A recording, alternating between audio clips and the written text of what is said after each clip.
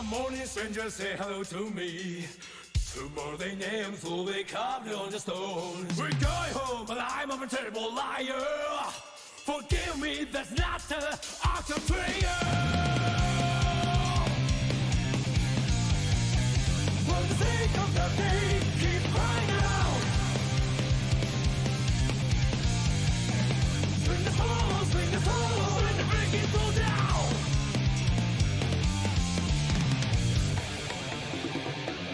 Hellfire, hellfire, bring your buster. Hellfire, hellfire, hellfire, hellfire.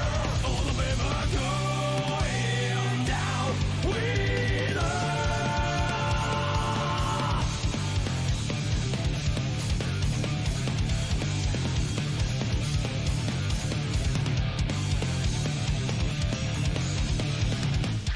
Those who dream of heaven. Those who dream of heaven never last very long. The running flash and dirty sky infect my wounds. We're going home alive, alive, alive. Forgive me, just get me out of this hell. For sickness of me, keep crying out. Swing the soul, swing the soul, swing the breaking soul down.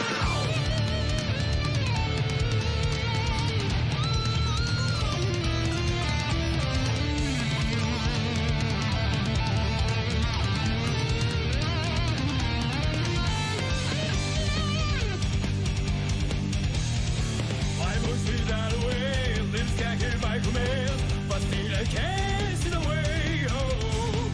I am the reaper, took my place in the world, that's why I have to go.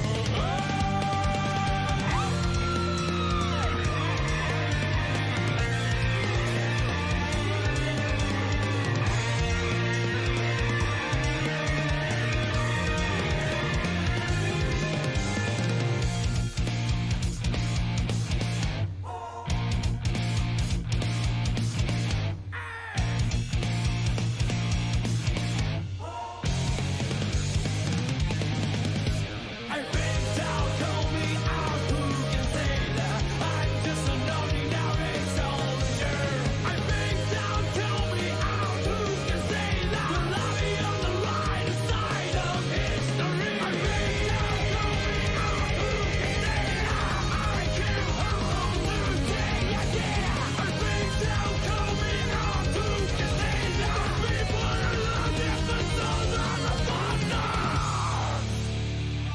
Bring it on your bastard! Hellfire, hellfire, bring it on bastard! Hellfire, hellfire, hellfire, hellfire. All of them will going down. Hellfire, hellfire, bring it on bastard! Hellfire, hellfire, hellfire, hellfire. All of them are going down with us.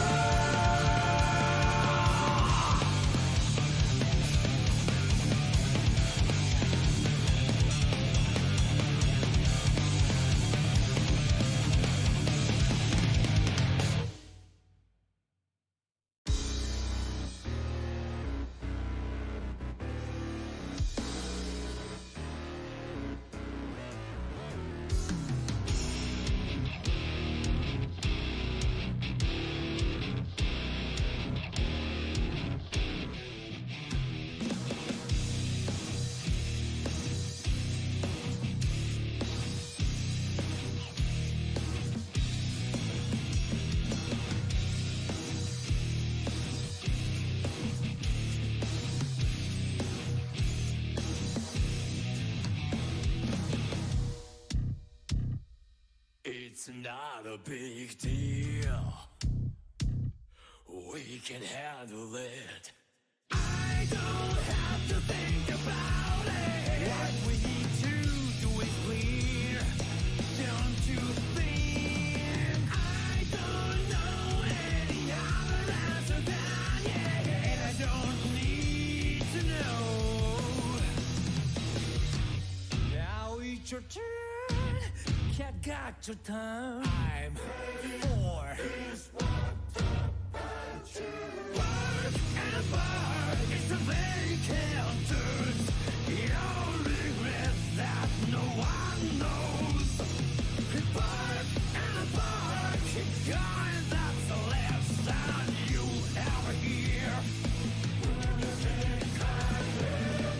The kiss of death.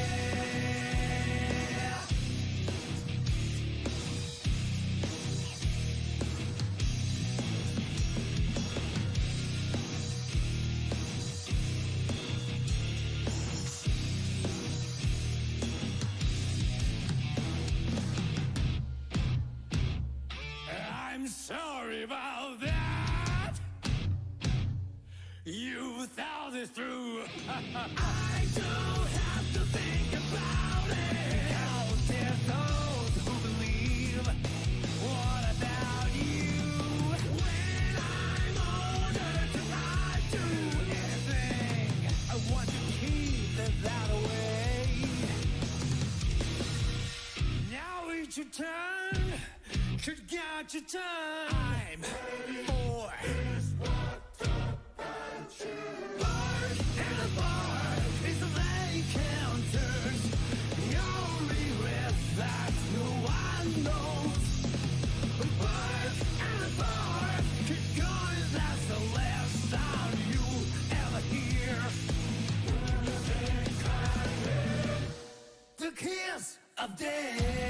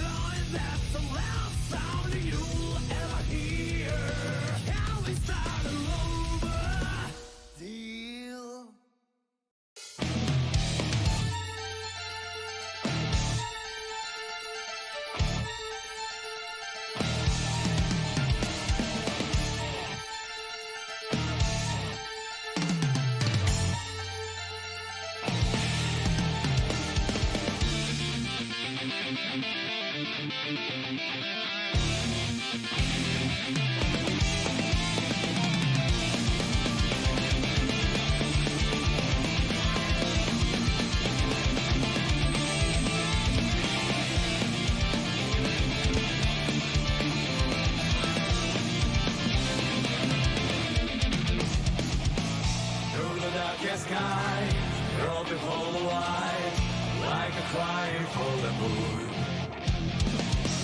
Never-ending round, forgot what I want. Never held my heart to me. That's why I go forward, don't look back. I can't believe in the path I'm on. Faith, pride, so what do I have to be?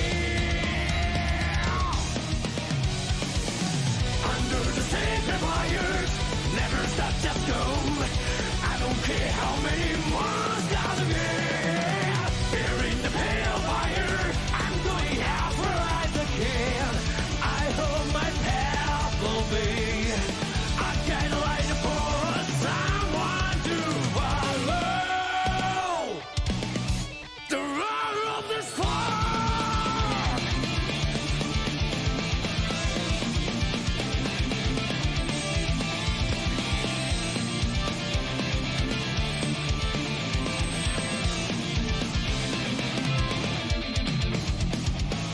Thunder burns my eyes. What a strange descent, sound becomes hot again. Never ending why, forgot what I want. Is this Arcadia? I don't know what's right for the world. Oh, I may have lost my way. There's no reason to doubt it now. So what do I have to be? Under the sacred wires, never stop, just go. I don't care how many more stars again. Here in the pale fire, I'm going out for eyes again. I hope my path will be. I got a light for someone to follow. The roar of the spark.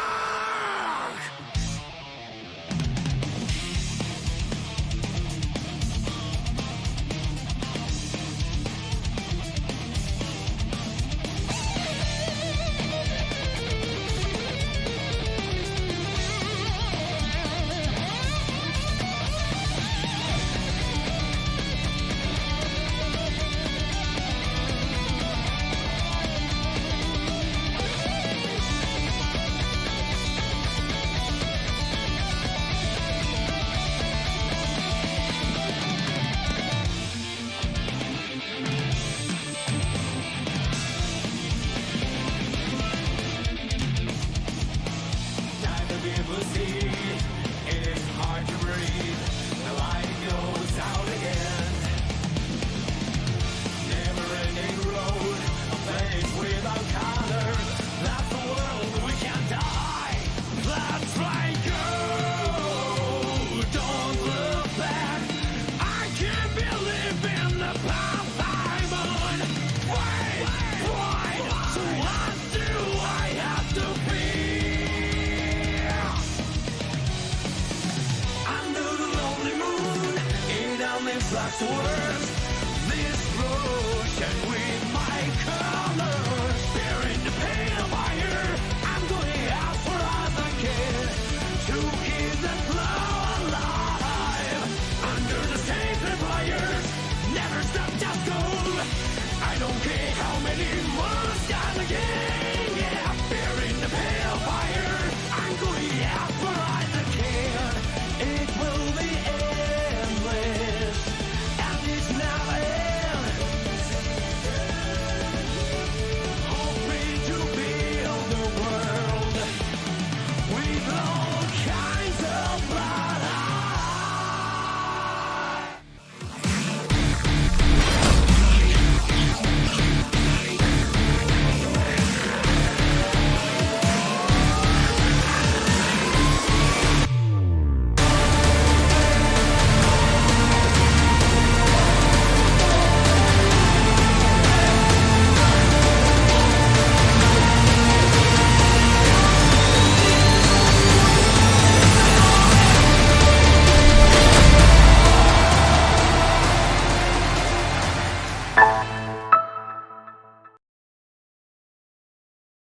Welcome everyone to 2B Communities Challenger League Week 3 qualifiers.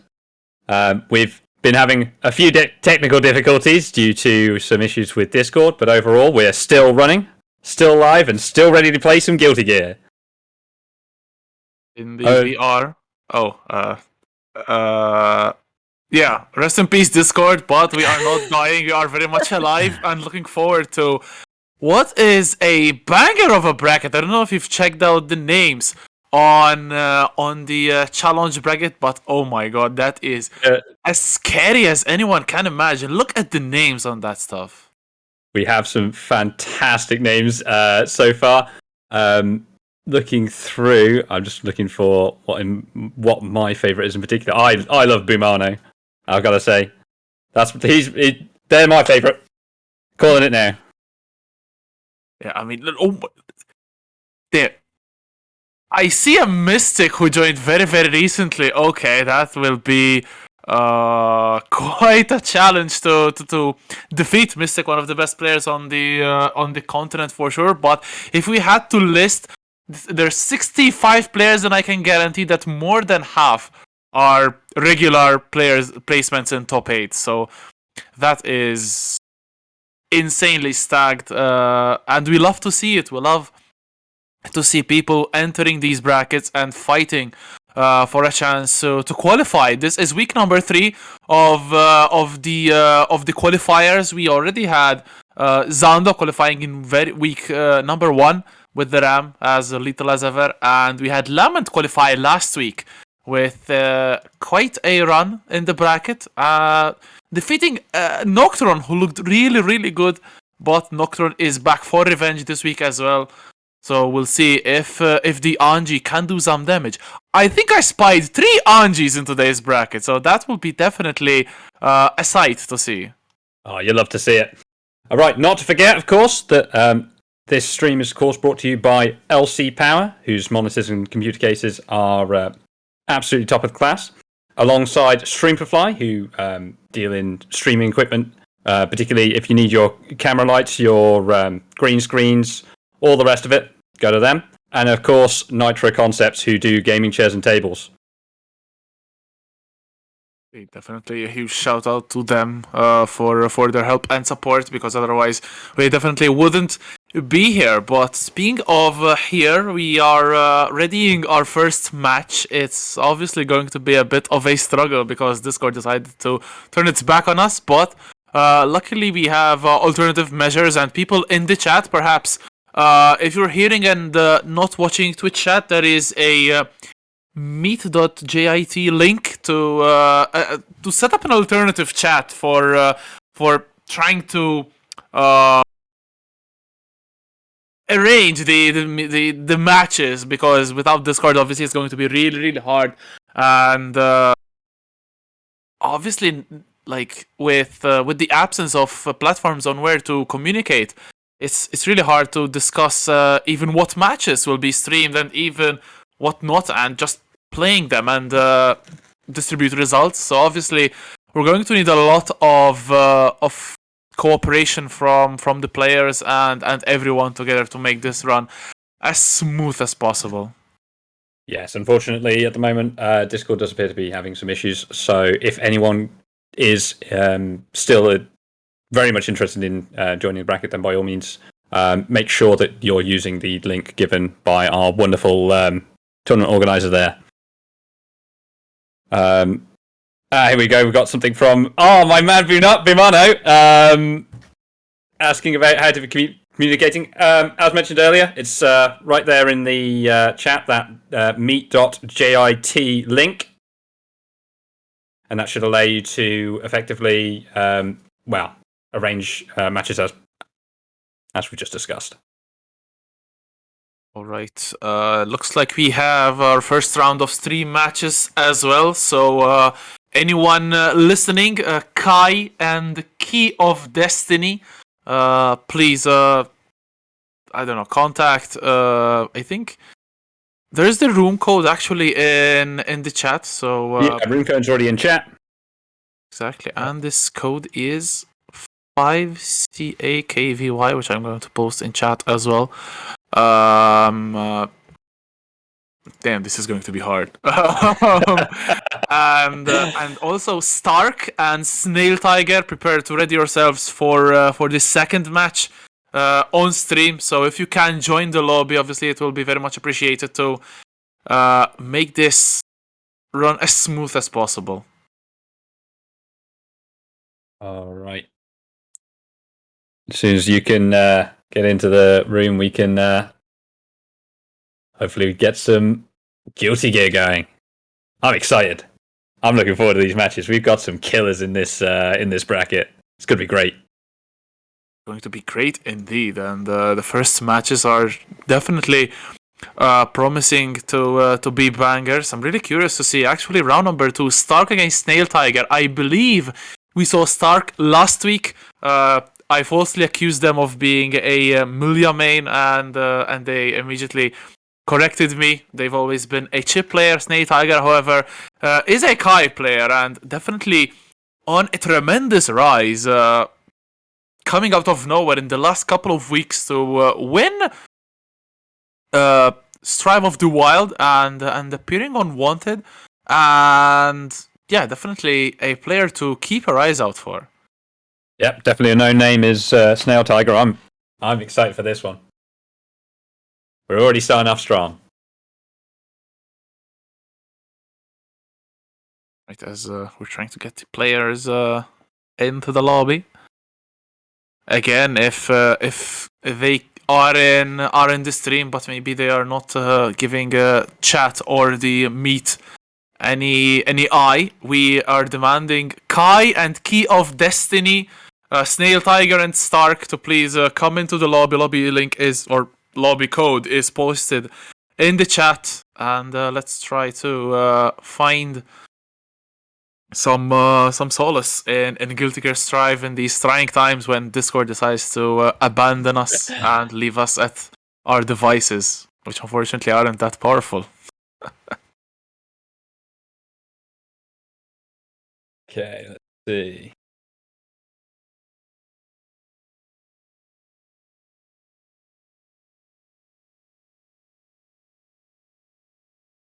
It's a real shame about Discord, it really is. Oh my goodness. Oh, here we go. We've already got Kai in here. Ooh. Oh, you'll love to see it. Right, 1 out of 2. Oh, that's 50%. That's a lot.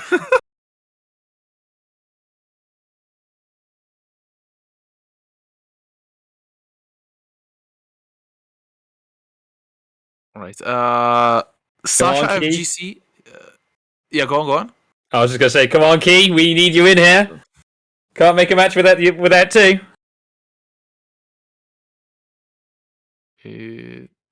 But to anyone in chat asking themselves how will we set up the matches, unfortunately Discord is down, as you probably know. So there is the link in the Twitch chat meet. You can click on that. No need to enter with the microphone, camera, whatnot. Just click the chat button on the lower corner, I believe, and you'll be able to see the chat and try to interact. I think you can even DM people on that, if I'm not mistaken. I'm not terribly familiar with it. I'm just trying to get it to work myself. Let's have a look. I've never actually heard of this as well, so... Oh, no, I think you can't DM. Sag.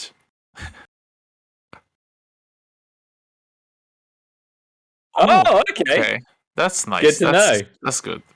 Where was the chat function? Just Oh, okay. There's the people are on the right. You can get like a list, and then if you hover over their name, you get like 3 dots, and that will and clicking on these dots can enable you to send a private message. Private message. There you go. Yes. All right.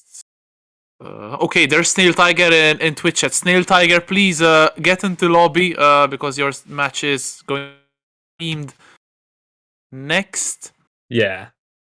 Not just yet. No, we're still waiting on Key of Destiny for this one.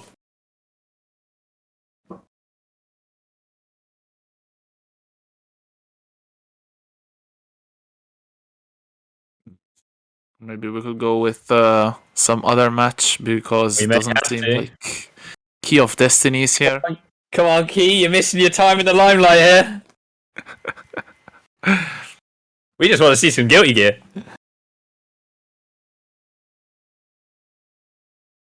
Indeed, we do. Yeah, there's the Snail Tiger. There's the link of the website.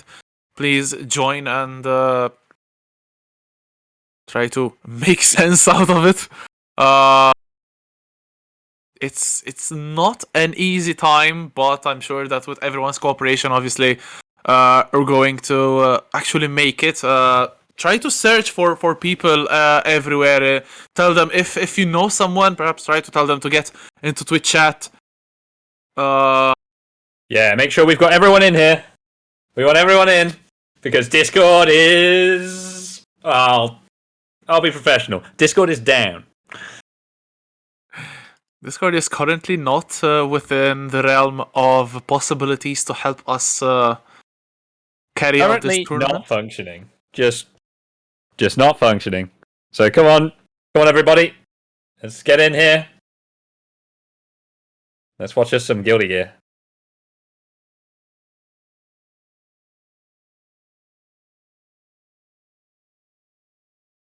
Also trying to keep an eye on this meet.jit messaging as well. Looks like we are trying. We are getting some, perhaps a couple of matches. We're getting a fair few people on. in here, yeah. I can see my boy Smoib's in here. Fantastic player. Right. Seinaro, I know Seinaro was in Twitch chat. Seinaro, can you hear us in Twitch chat? Arfu is looking for you on Jitsi, but oh, there's Ago Bago as well. Oh, there's some. God, there really are some killers in here, huh? I played against Ago Bago recently. Absolutely bodied me. Terrifying, absolutely terrifying play. I'm loving. I really want to see him play.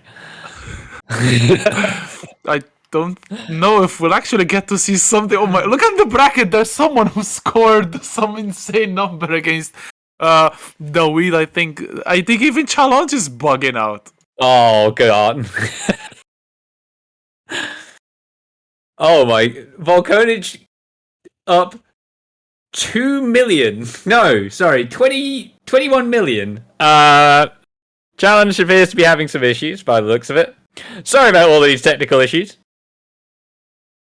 I mean, if we were in close proximity of each other, I'd say me and you get into a fist fight to at least get some action going. But unfortunately, it's really difficult at the moment. So you'll have to make do with our hopefully lovely banter and chat. Sinjo, can you post the link in Twitch again? So Jetstream, Noctron, there's the link. He's already ahead of you. Look at that. Damn. Okay, Volcanage. I think I saw that name in chat, or not. Sinjul, the real MVP here. Absolutely. Too strong. Alright, so Hoko's opponent, Park 60, Cloud 57, I saw them in Twitch chat as well, so I feel like we're an announcement board right now. Okay. Yes, we have actually a match being set up right now. We are breaking through the death of the Discord. Hoko against Cloud 57 going on at Park 60. And if you want to watch some good Guilty Gear Strive, go to Park 60 because we have no games right now. Welcome everybody to this week's traffic control stream, brought to you live.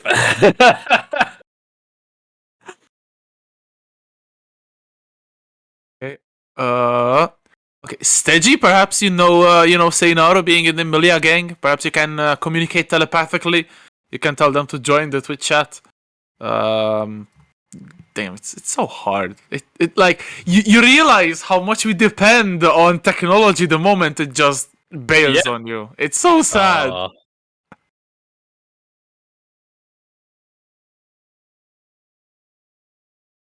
Right, okay. I'm having a quick look through the chats as well, just seeing who's against who, seeing what's going on. If anybody is waiting on any of their matches, then please get into that chat. Get talking. Make sure that we know that your match is not currently going on so that we can find out what's going on with your opponent. Just make sure that you're making us aware. That's the big thing here. Let's see. Have we got both the Sashas playing? Let's have a look. Yeah, I believe we do.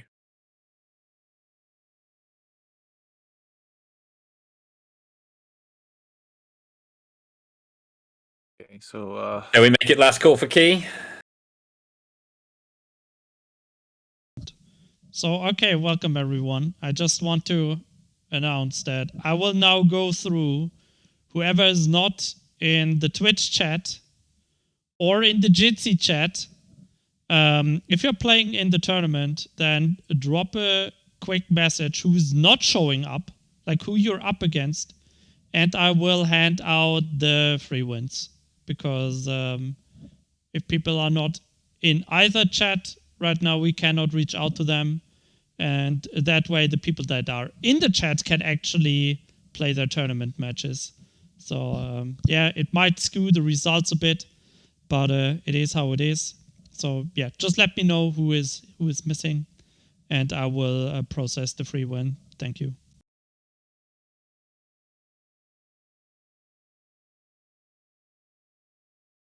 Okay, let's see.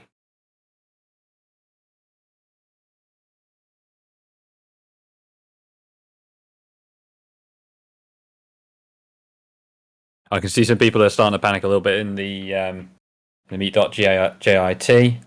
I will say, so long as you've got your messages in there somewhere, just make sure that you're messaging us. Make sure that we're aware that you're trying to get into the matches. That way, at least we can get things arranged. Don't panic. Just so long as you get us a message in, we'll be able to figure stuff out.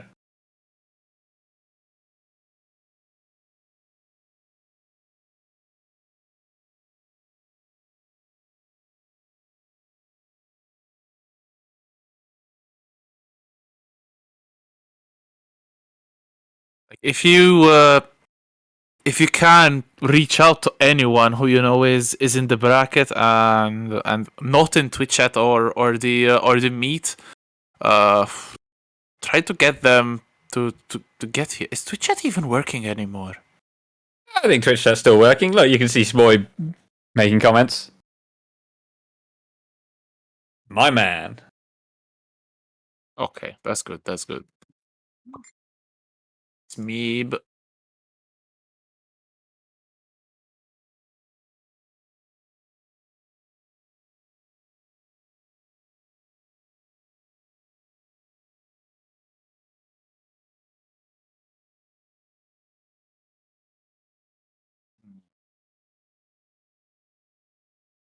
All right, let's figure this out.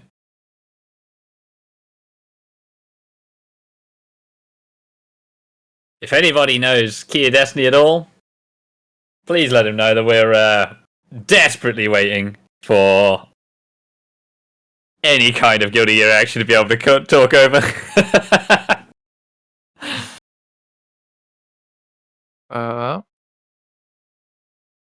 Is the check-in going on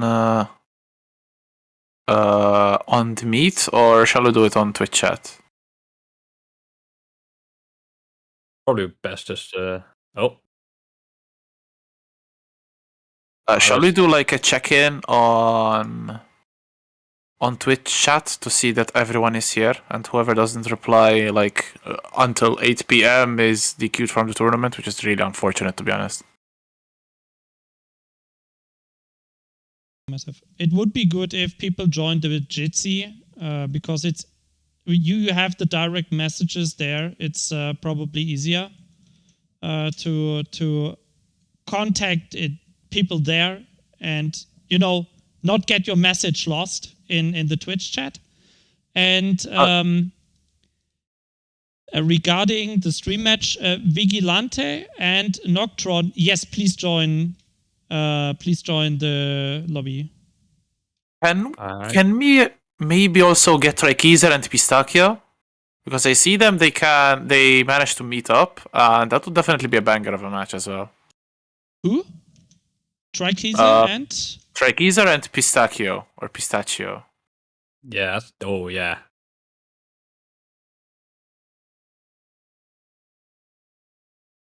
Get the lobby ID. The ID should be this, yes. All right, so I will mute myself again. Are we going right away? You will be after Noctron and Vigilante, but you can already join the lobby. Please already join the lobby, then we have your match ready right after. Okay. Anji back to back. That is quite good. Oh, it's going to be great. Are we going to get a co-count going? Oh no, I hate that move. He's allowed a good move. It's the bane of my existence, I swear. Oh, here we are. Oh no, that was Kai just. Oh no, here we are. Wasn't Kai just leaving?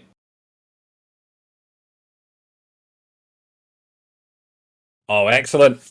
Right, we've got Noctron in here.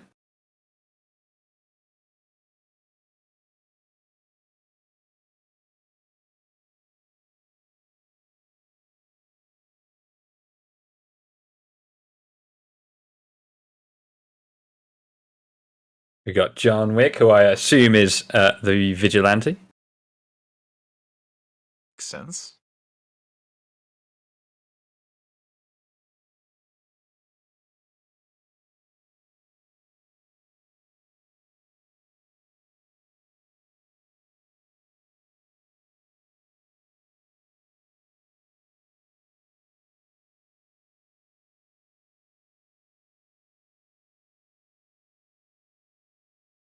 Just waiting on. Go ahead now.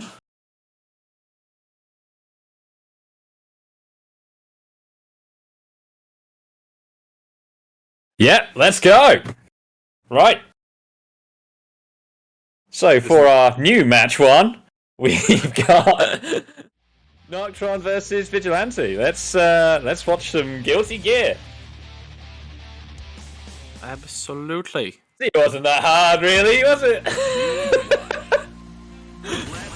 Oh. Got some interesting footsies going on. And a nice early lead from Vigilante here. Oh. No, actually, can pull the fence. We've got some fantastic defensive play, although not quite working out for not. What a burst, baby! Look at that! That was filth! Absolutely setting up the butterfly as well, going in, pressure mounting, and oh my god, the DP fortunately whiffs, and this could be dead. Oh, it is absolutely dead. Look at that! Beautiful stuff. A big round comeback from Noctron. Vigilante looked quite like they are bossing the round, but Noctron never defeated, and there it is, the KO into another one, triple KO. You called for it, the KO gang. Yeah, exactly. I told you we needed a KO count. Oh, look at that. Optimal RC. Oh my god, that was. I can't believe that challenge. That was insane. Coming out, Vigilante, oh my god, running full screen up for a throw, 1 bar of tension though for Noctron. What a beautiful jump back into Slash, and Noctron will take the very first game. Vigilante channeling his inner Kai, running full screen for a throw, but it isn't quite enough. What a shame. Right. God, it's good to have some Guilty Gear on our screens. And they're going straight back in, no breaks. Definitely. Here we go. Okay. Public service announcement. Is Stark here or is Armix here? Ramgang, Armix. Oh, let's go. Armix isn't here. Good stuff. Great stuff. Right. Number 2. Again, we've got some. Oh, a KO in neutral. And it's immediately punished. Look at that. That 6H proving to be very powerful tool. There's Fujin catching another attempt from Vigilante to go in, but good jump in this time from Vigilante.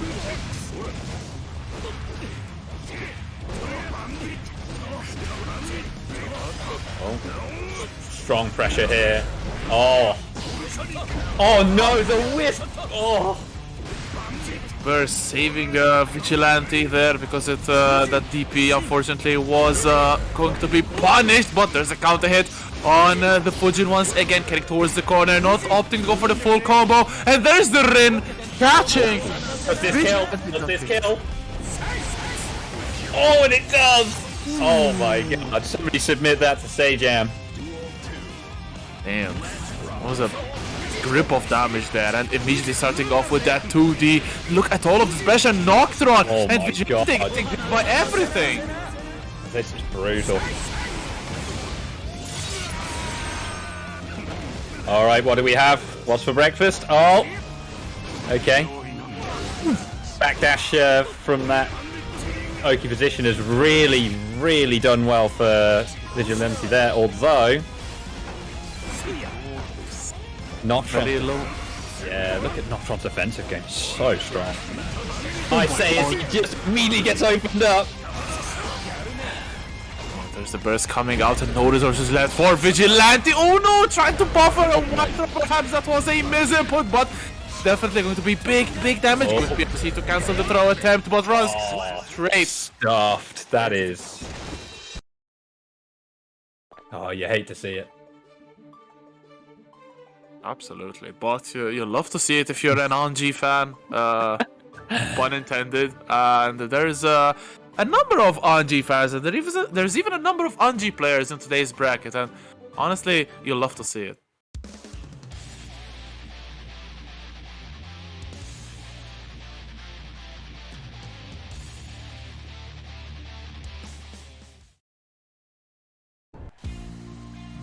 Alright, what are we going to see as an opening?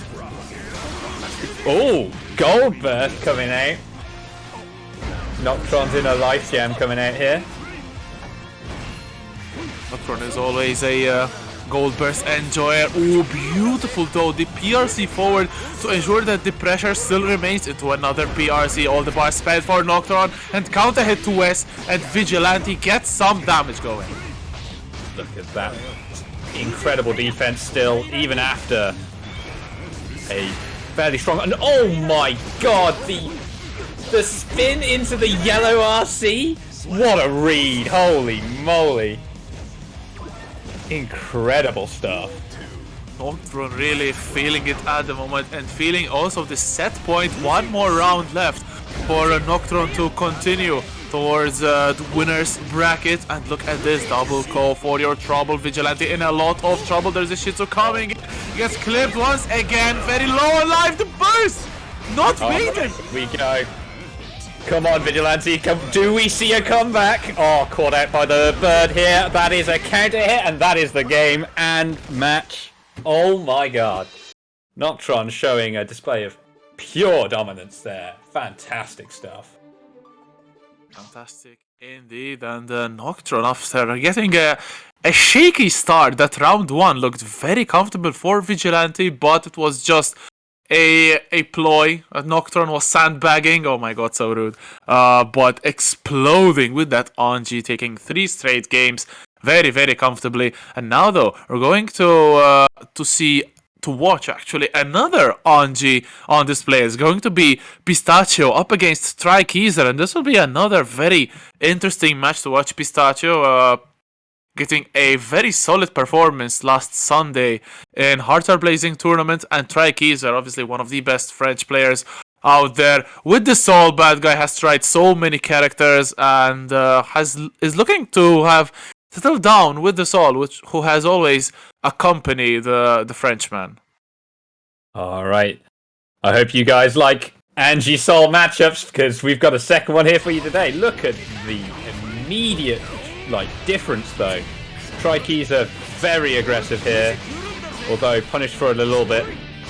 Maybe a little bit of an overextension there. Content from R3KTZU, burst immediate from Pistachio. I like the use of jump dust to delay the falling, and R3KTZU uses their burst as well, and now we are burstless, and the damage is slowly piling up. R3KTZU bandit bringer. What a challenge though from Pistachio. Especially considering the meter on R3KTZU's part there. What a gamble, and it's paid off beautifully for him. Alright, what do we see here? Immediate run-up throw! Oh my goodness. Pistachio's in his head already. Oh.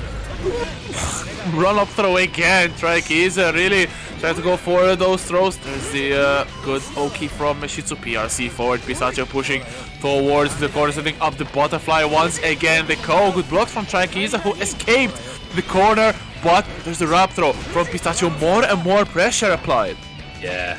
Again, throwing out these. Oh, look at that cancel of the Fujin into the butterfly.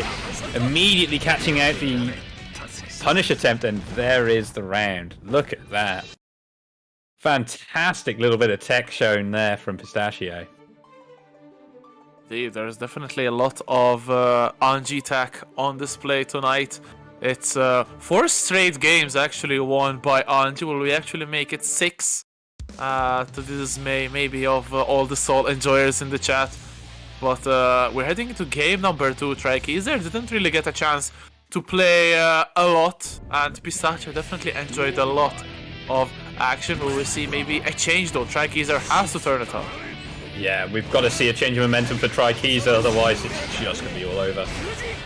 But it's not looking great so far. Burst already down, but here we go. Immediately forces a burst from Pistachio there. Shoved back on the back foot here. We've still got pressure going, using that PRC to extend the pressure. Backs off and then immediately comes back in. Fly into the corner. TriKTZU are not really able to move on a lot. There's the close slash OTG, and Pistachio still dominant as ever. Alright, we've got a counter hit. Far S into immediate conversion. Pistachio having to fight from corner. Again, great conversion into the Oki. Oh, was that throw attempt maybe a bit of bait there? There's a lot of bait going on here. 50 meters spent on that reversal super if you missed it. However, TriKTZU are not falling for a single part of it. Look at that. Fujin catching the backdash once again into the Nageha PRC forward, and look at all of this pressure, but the jump from TriKTZU! The DP unfortunately whiffs, and TriKTZU has to use burst, but it still could be the road downhill. Oh, the shimmy PRC downwards to the 2K2D, and Pistachio showing off brand new Anji tech. I swear I've never seen that before, and gets another game for the Anji Soul collective. Another match won with some dirty Anji tech there. Look at that. Pistachio clearly no stranger to the lab. My god. Alright, going into match 3. Are we going to see another Anji 3-0? Come on. I believe in you, TriKTZU. Come on, let's see a change of momentum here. Let's see some... Oh, immediately we're already seeing some close slash pressure. Fantastic pickup off of the 5k. That's a lot of damage. Look at that soul damage. Soul damage indeed, but Anji is no slouch in the damage department. However, there's the wild throw. Dashes forward, switches sides once again. Doesn't manage to get the final hit. And let's see if Pistachio can do a massive comeback. Look at this pixel, which is keeping the Anji player. Oh no, TriKTZU trying to get a little bit of the action, perhaps a little bit impatient. YRC into 5D, and that is all that TriKTZU had to do. Good stuff. Alright, here we go. Momentum has shifted. Oh, immediate burst comes out this time. Oh, you see the gun flame to stop the immediate pressure with the butterfly, and we've got some interesting footsies going on here. Oh, whiffed throw, and look at that conversion. Oki is immediately... Oh, however, immediate... Yeah, we're looking at some interesting defensive play. Although it's not working out.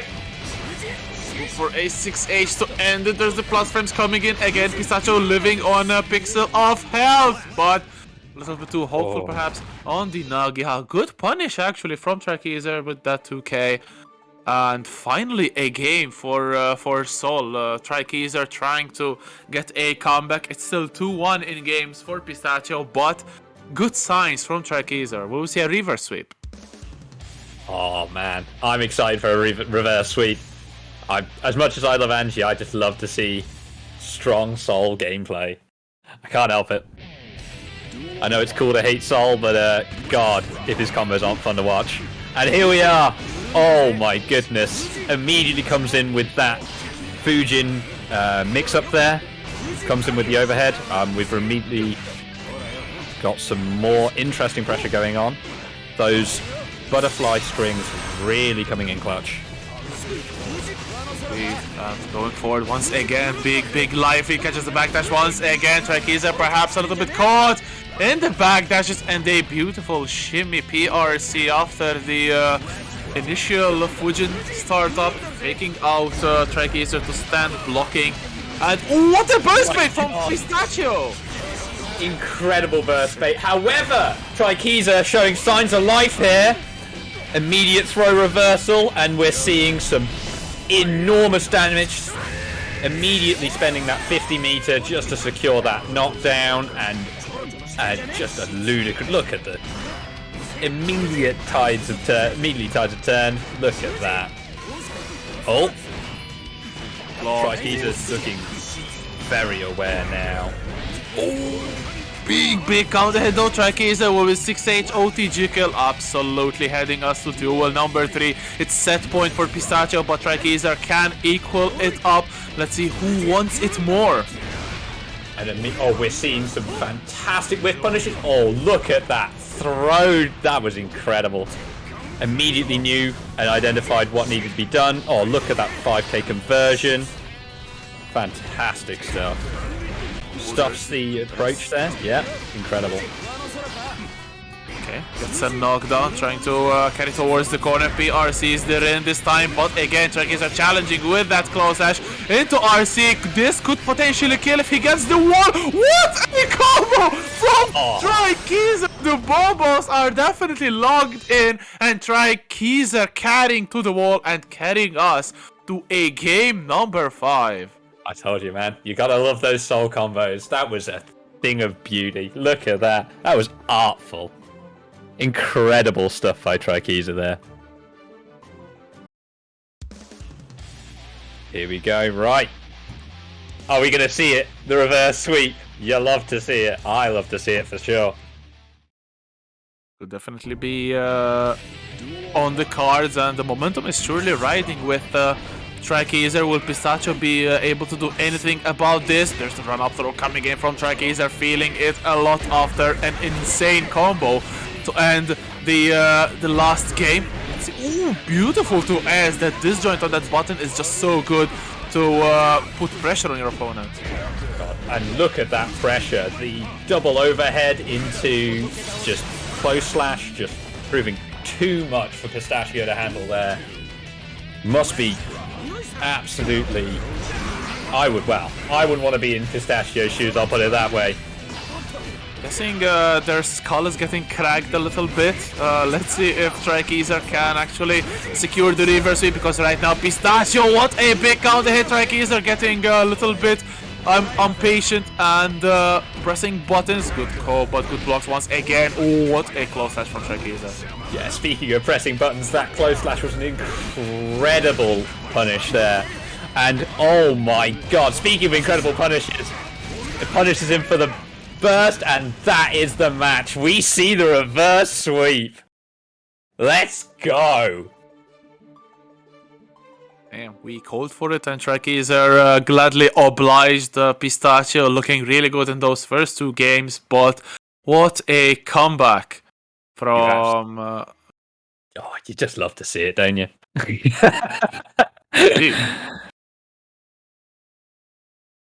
And oh my goodness, that wall-to-wall combo. Oh, fantastic stuff. All right, let's see. Who have we got up next? Just having a quick look through the meet.jit chat. If you're not in that chat and you are looking to compete in any way at in this tournament, then by all means, please get in here. And let's have a look.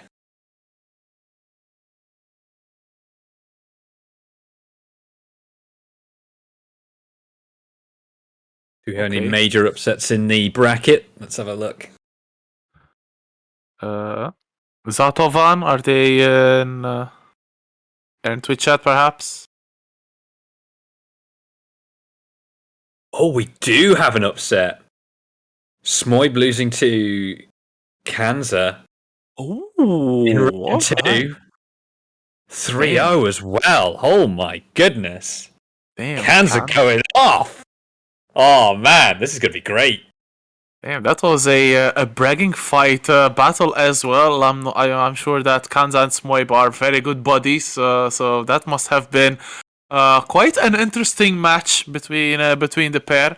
And I'm sure that was really hype. Although Kanza really a big upset against one of the favorites to take the whole tournament, Smoib. Although Kanza pretty good themselves as well, definitely on the rise. By any means, but definitely an upset. Incredible stuff. All right. Have we got Get an Elba in chat? Oh, Swerve, I feel for you.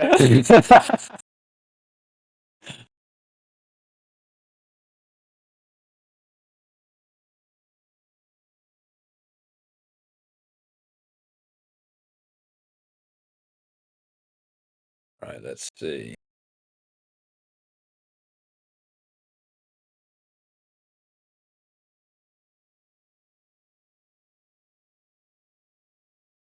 Just waiting on people to get in the lobby now. I'll quickly put that into the.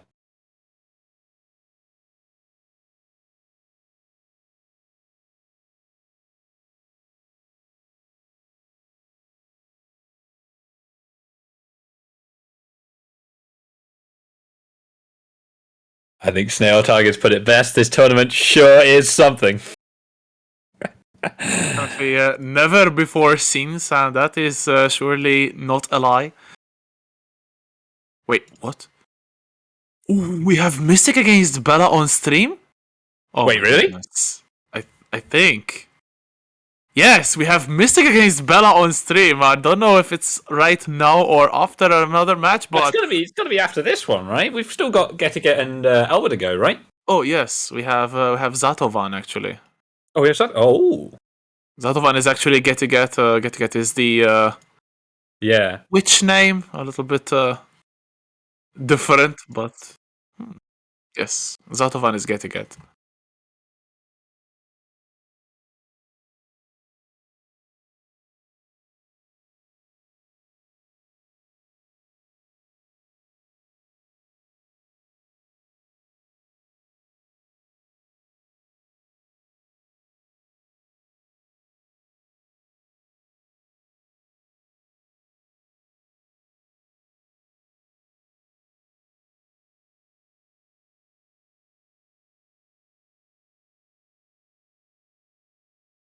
Yeah, big sad. Hmm. Hmm. All right, Mystic is in the lobby, I think. Oh. Don't know if maybe we can get their game. Is Bella in the lobby as well? Bella is in the lobby, I think.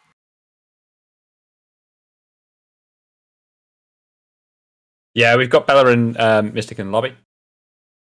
All right.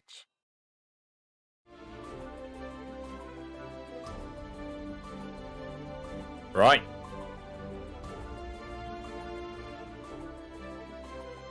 Get this show on the road then.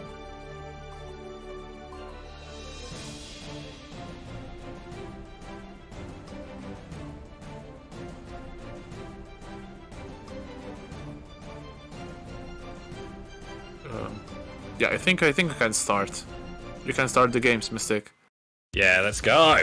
Let's go. This is definitely going to be a banger of a match that we haven't had our fair share already, but Mystic and Bella. Mystic has been dominating the PC scene for the opening couple of months. Bella has really been tearing it apart on PlayStation, coming to PC to try to get more dominance, but immediately getting that jump in into big damage. Immediately, yeah, we're seeing some great pressure here from Bella, forcing the burst out of Mystic there, which is enormous in this matchup. Keeping May off is absolutely imperative for Mystic if he wants to survive, and it is not going well here. Huge damage coming out from Bella. The massive life lead for the May player, trying to get Mystic Smash into the corner. Look at all of the pressure up Dolphin. What a throw though from Mystic Smash, trying to go for a throw. Another one has to cancel with the PRC just to get something with the 2S, but there's the overhead coming in from Bella. Very smart RC, and heading into duel number 2. Bella with a great start. Alright, we're seeing some powerful mid-range options here. That 5k from May coming in real clutch. 2k, 2D, and oh no! Again, burst out very quickly from Mystic, being forced to... What on earth was that overhead? That was incredible! I haven't seen that tech before. And oh, here we go. Reversal from Mystic, although forcing the burst as well. Incredible stuff. Tried to bait it and ended up with the combo dropping, but still the life lead is with Bella, and that will be that counter hit on the Dolphin straight into RC, and Bella gets a comfortable game number 1. Mystic showed very good signs in that second round, but Bella still able to close it out. But as they say, the first game is data. We'll see if Mystic can do some adjustments or if Bella will just run through with it. Indeed. Very important to note that the more information you give a zoner, the worse your life gets, just overall. Never trust a zoner, kids. That's what you gotta learn from this one. Right. ESA is Agu Bagu here. Agu Bagu, Seinaru. Okay. As we start the second game, and Mystic Smash looks to have a better start to this one. There's the pressure coming in from Bella, but Mystic replies very, very well, and the life lead is in favor of... Oh my god, the Dolphin though, very fast recovery. Not going so hot for Bella this time. The lots of CS and far S counter hits coming out, and look at that throw setup. That command throw was disgusting. Beautiful.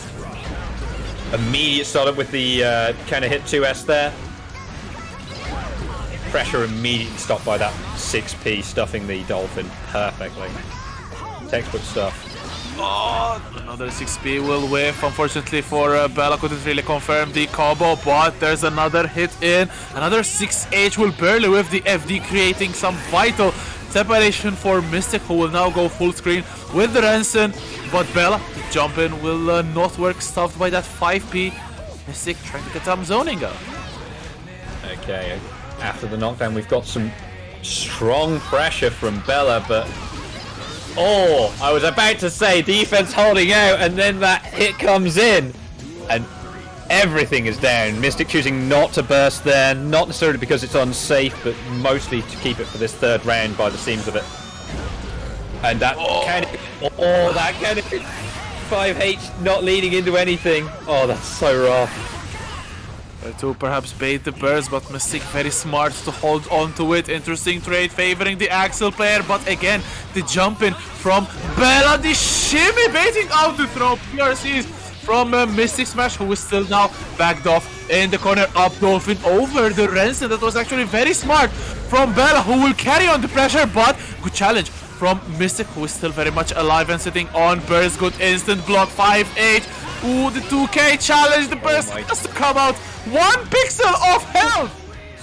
Oh my goodness, the jump D, which I have to assume that was a throw, right? Like there was no way that was planned. The jump D repositioning to land the opposite side. Come on. You can admit it, Bella. You can admit it. It's alright. Yeah. Nobody's that big, surely. Yeah, I mean, I would have gone for the air throw as well, but definitely a very strong showing from Bella. That Mystic is slowly applying some adjustments, but it's still Bella winning the games. Barry in chat. Are we seeing a character change? Flying that Mystic doesn't switch, but unfortunately a little bit too far. Perhaps maybe if Discord was alive, the message would have come through, but. The Mystic will change, and we'll see the Nago in play now. Here we go. This is going to be a very different, well, huge different. He's still trying to use those big buttons to keep Mei out in general, but big difference in damage outputs, that's for sure. We're seeing some very good control of the blood meter there. Making sure to stay in that second bar to keep those H and S options as fast and long as possible. Getting that burst out, Mystic saving themselves from potential death, and Bella trying to apply some keep out, I think some moves, although the life lead is still with Mystic. Not for long though. There's the throw into the empty jump, command throw, and that will be another round for Bella, who will move on to set point. We'll see if Mystic can do some reaction. Beautiful 6P though, stuffing the Dolphin, trying to go for a fast stack, which works out actually. Brilliant stuff. That 6P there being absolutely perfect. Again, textbook 6Ps from Mystic. Absolutely stellar. Look at that 5P frame trap. That was dirty. Alright, seeing some more keep out buttons. Not quite working out for Mystic here. Oh my goodness. The Dolphin, of course, on counter hit leading into that throw. Gold first from Bella. Are we going to see some... Oh, again, that 6P. Look at that. Absolutely clutch. Beautiful stuff. That was absolutely insane defense from Mystic, blocking the overhead, blocking the lows, only to challenge with at 6P. And now going forward, spending the burst, so no resources for Mystic as the blood is really high as well. But beautiful 6P, 6H OTG pressuring Bella into the corner. The blood is slowly rising, but just enough damage applied to be able to stop that bar from rising. Oh my goodness, look at all these 6Ps. Mystic really showing off, and oh my god, if this is going to be it, that's game. Brutal. Damn. Absolutely incredible use of 6P defensively there. Absolutely. As I say, textbook 6P use there. Just keeping out those better long range buttons. Fantastic. And the change actually, for now, it's actually done good for Mystic Smash. Denago has done a lot. That 6P is just arguably, or not arguably, definitely much better than Axel's. As well as the remainder of the kit of Nago in the close range, and that is where Mei shines, as well as the close slash actually catching Bella, forced to use burst, but the pressure is still applied. Of course, that fear of the Nago command throw really coming in there. That 6P meter, 6H meter is just horrible. And here we are with the, again, 6P coming in. Every time Bella tries to advance, just swat out the air. Every time. It's beautiful to watch. Some footsies. Ooh, the jump from Bella actually just as Mystic sends in the clone. There's the beach ball. And Mystic cannot go for clone now, but he can definitely go for the 6P. One of Nago's best buttons, trying to get some distance now. Bella trying to cut it. Oh no, the bar slowly rising, but still not enough for Mystic to pop. Very well placed far slash, and one more round for Mystic to equalize the set. Again, we're seeing some very strong pressure here, coming in with that close slash pressure. Oh my goodness, that 2S, of course, made counter hit by the risk, and oh my goodness, is this going to kill? Surely not. No. Okay, thank God. Oh, we've still got a match going on. Discord is back! Discord is back! Oh, Discord is back! Let's go! Alright. Oh my, again with the 6P! Oh my goodness, Mystic showing off just how strong Nago 6P can be. Brutal. Wait, is this working or not though? It got me a ping, but the messages are not loading.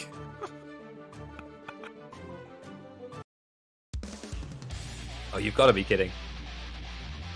Pass along, folks. Go back to your meet.jit. Yes, no, nobody calls that.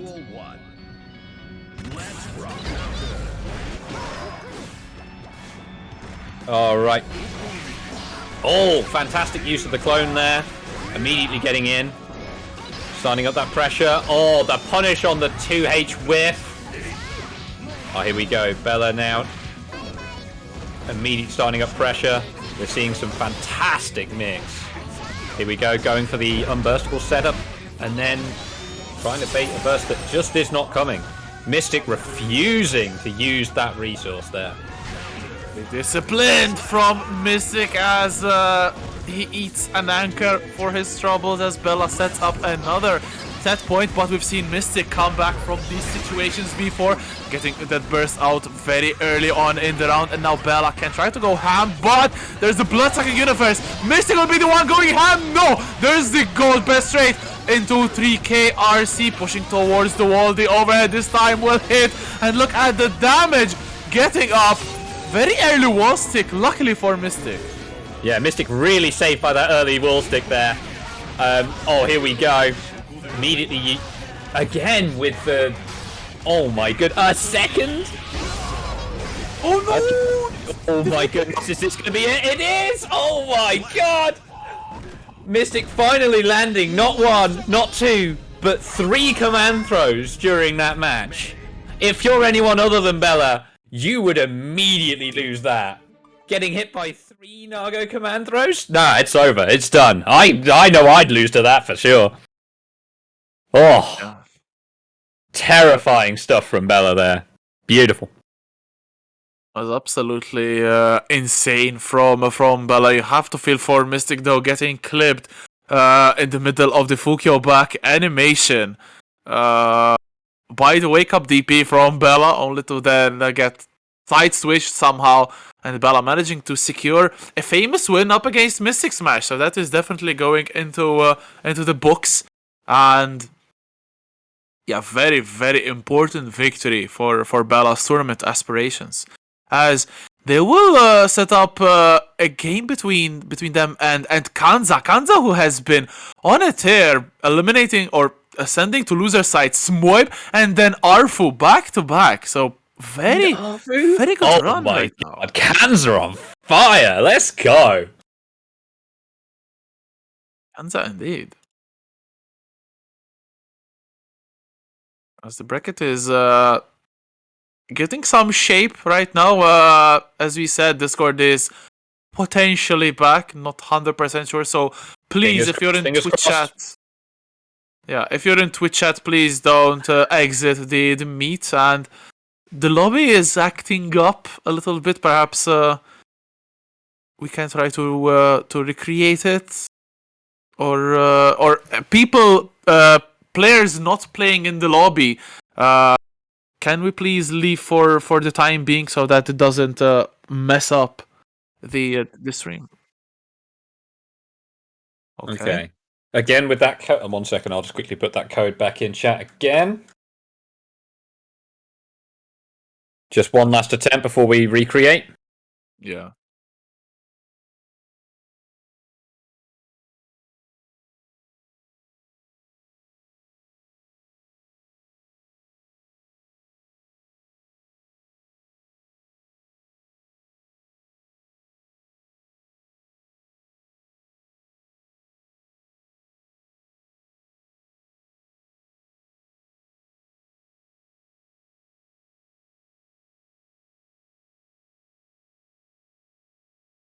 Okay. Got lots of matches being organised through the Twitch chat still. Remember, folks, we do still have that meet.jit to organise matches as well. All right. Looks like we're going to be using a new lobby for the matches here.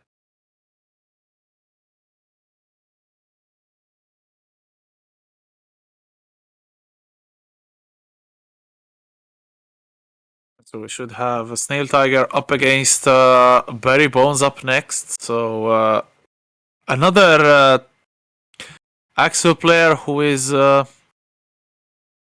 looking to switch from Axel to Leo, or has switched from Axel to Leo, but still has that Pocket Axel and Snail Tiger with the Kai, as we said earlier. Really popping up very recently, but tearing a lot of tournaments week after week. I think you jinxed it, Barry. I saw you saying that the tournament runs really well earlier this morning, and I feel that was the thing that made this all go spiraling downwards. Yeah, so it's thank fine. You, Barry Bones.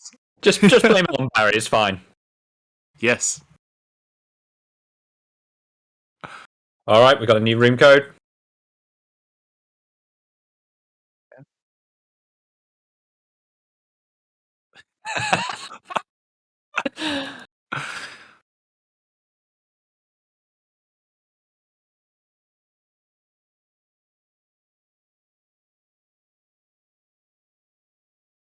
Oh, looks like we've got some interesting Sasha on Sasha FGC action going on in the Twitch chat there. Oh.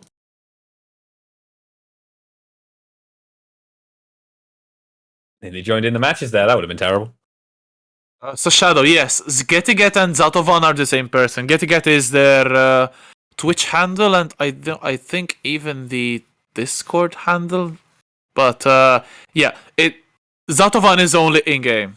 Yeah.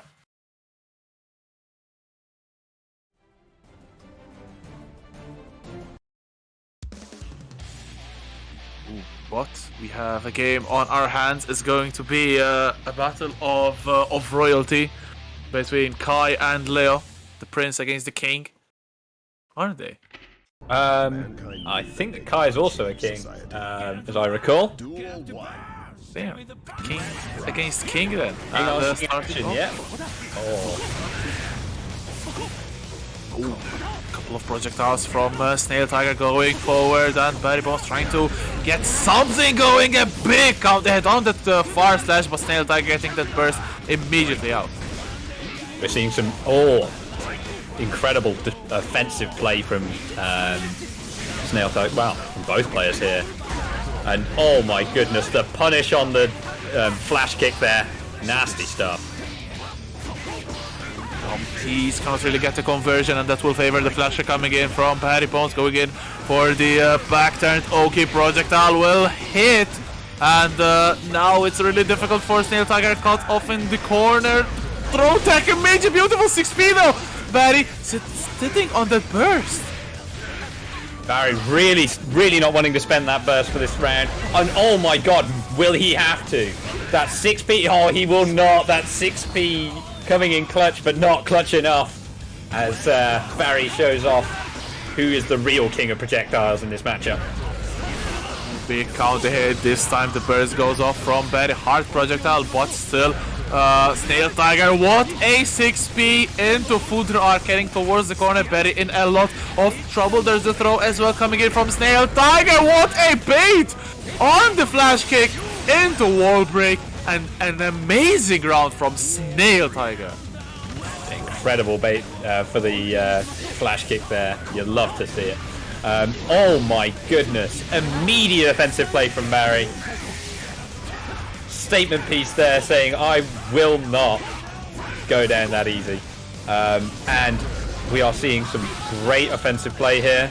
Drops the combo, or perhaps chooses not to go for the more difficult combo line there. Still playing very aggressively. The immediate conversion, stopping the burst that's just come in.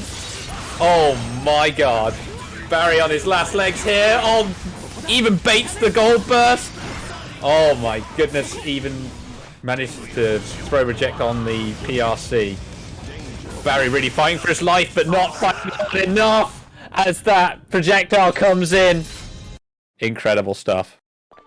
Damn, Snail Tiger, what a clean couple of rounds back to back to get that first game up against Barry Bones. That was definitely a very strong showing from the German Kai player, but again, this is a first to 3, so plenty of room for Barry Bones to carry on some adaptations, and we see a character change going for the Axel. So doing the reverse Mystic. Mystic went from Axel to the Nago, and now we're seeing from Leo to Axel. Will the Axel play out as intended though?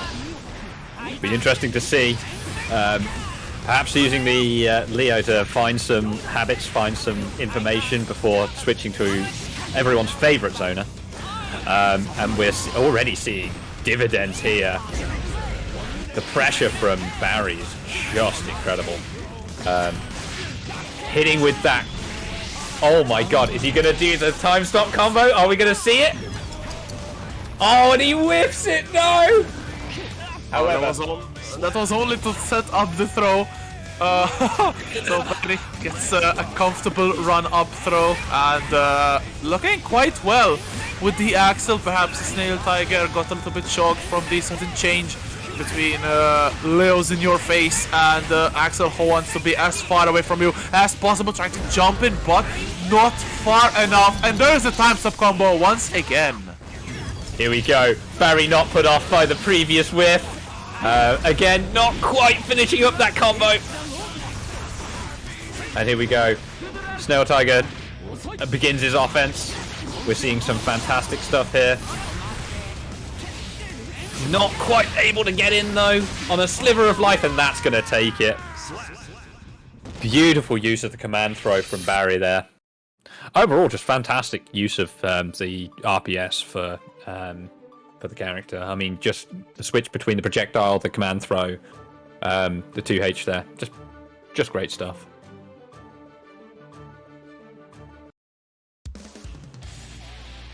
All right, and here we go. Match number 3. Hopefully we should see some more interesting stuff. Notably, no change of character from Snail here. Staying true to Kai. We're seeing some fairly strong get-ins here. Trying to make sure to get in as soon as possible against Axel. Of course, not wanting to be anywhere near to that other end of the screen if they can help it. However, the throw reversal here, and immediately we've got a very different change of pace. Good counter hit on that jump slash. Barry getting a more sizable life lead right now. This Snail catching Snail Tiger and going for the burst safe combo. Good stuff coming in, and Barry, really that Axel is doing work, and perhaps not a lot of familiarity with the matchup from Snail Tiger.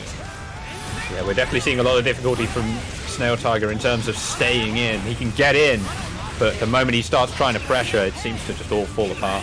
Hopefully this time, we'll see something a little bit different. He's starting to make that crawl towards Barry. Are we going to see...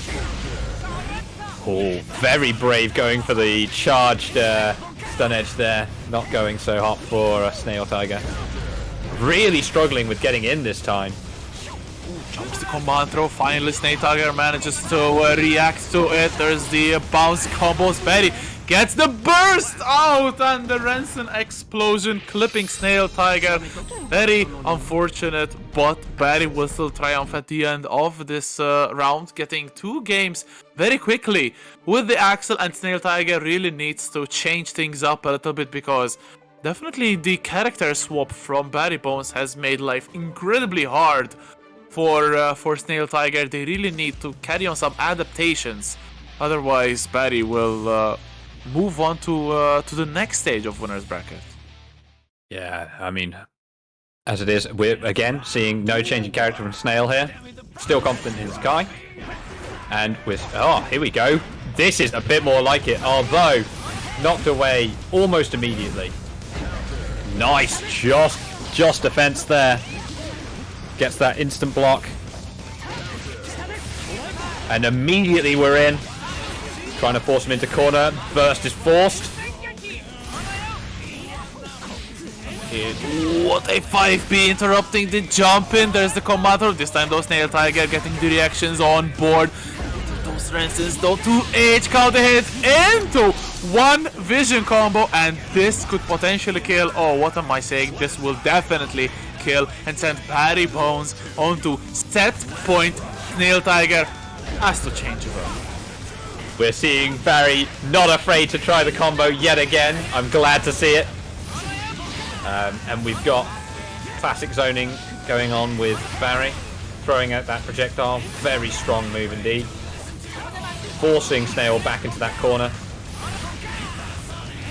Look at all of this damage applied from Barry Bones. A lot of it has been chip damage from that explosion, the jump slash counter hit, and that does it. The end of the game. Unfortunate for Snail Tiger, couldn't really get in at all, but Barry is a veteran at zoning with Axel, and very, very impressive performance. Axel is doo-doo, huh? Was that Barry Bones? Look at that. Barry really showing off some just fantastic play in there in general. Really good use of that projectile, just keeping Snail in corner. All right, who have we got up next in the bracket? Oh, brilliant stuff.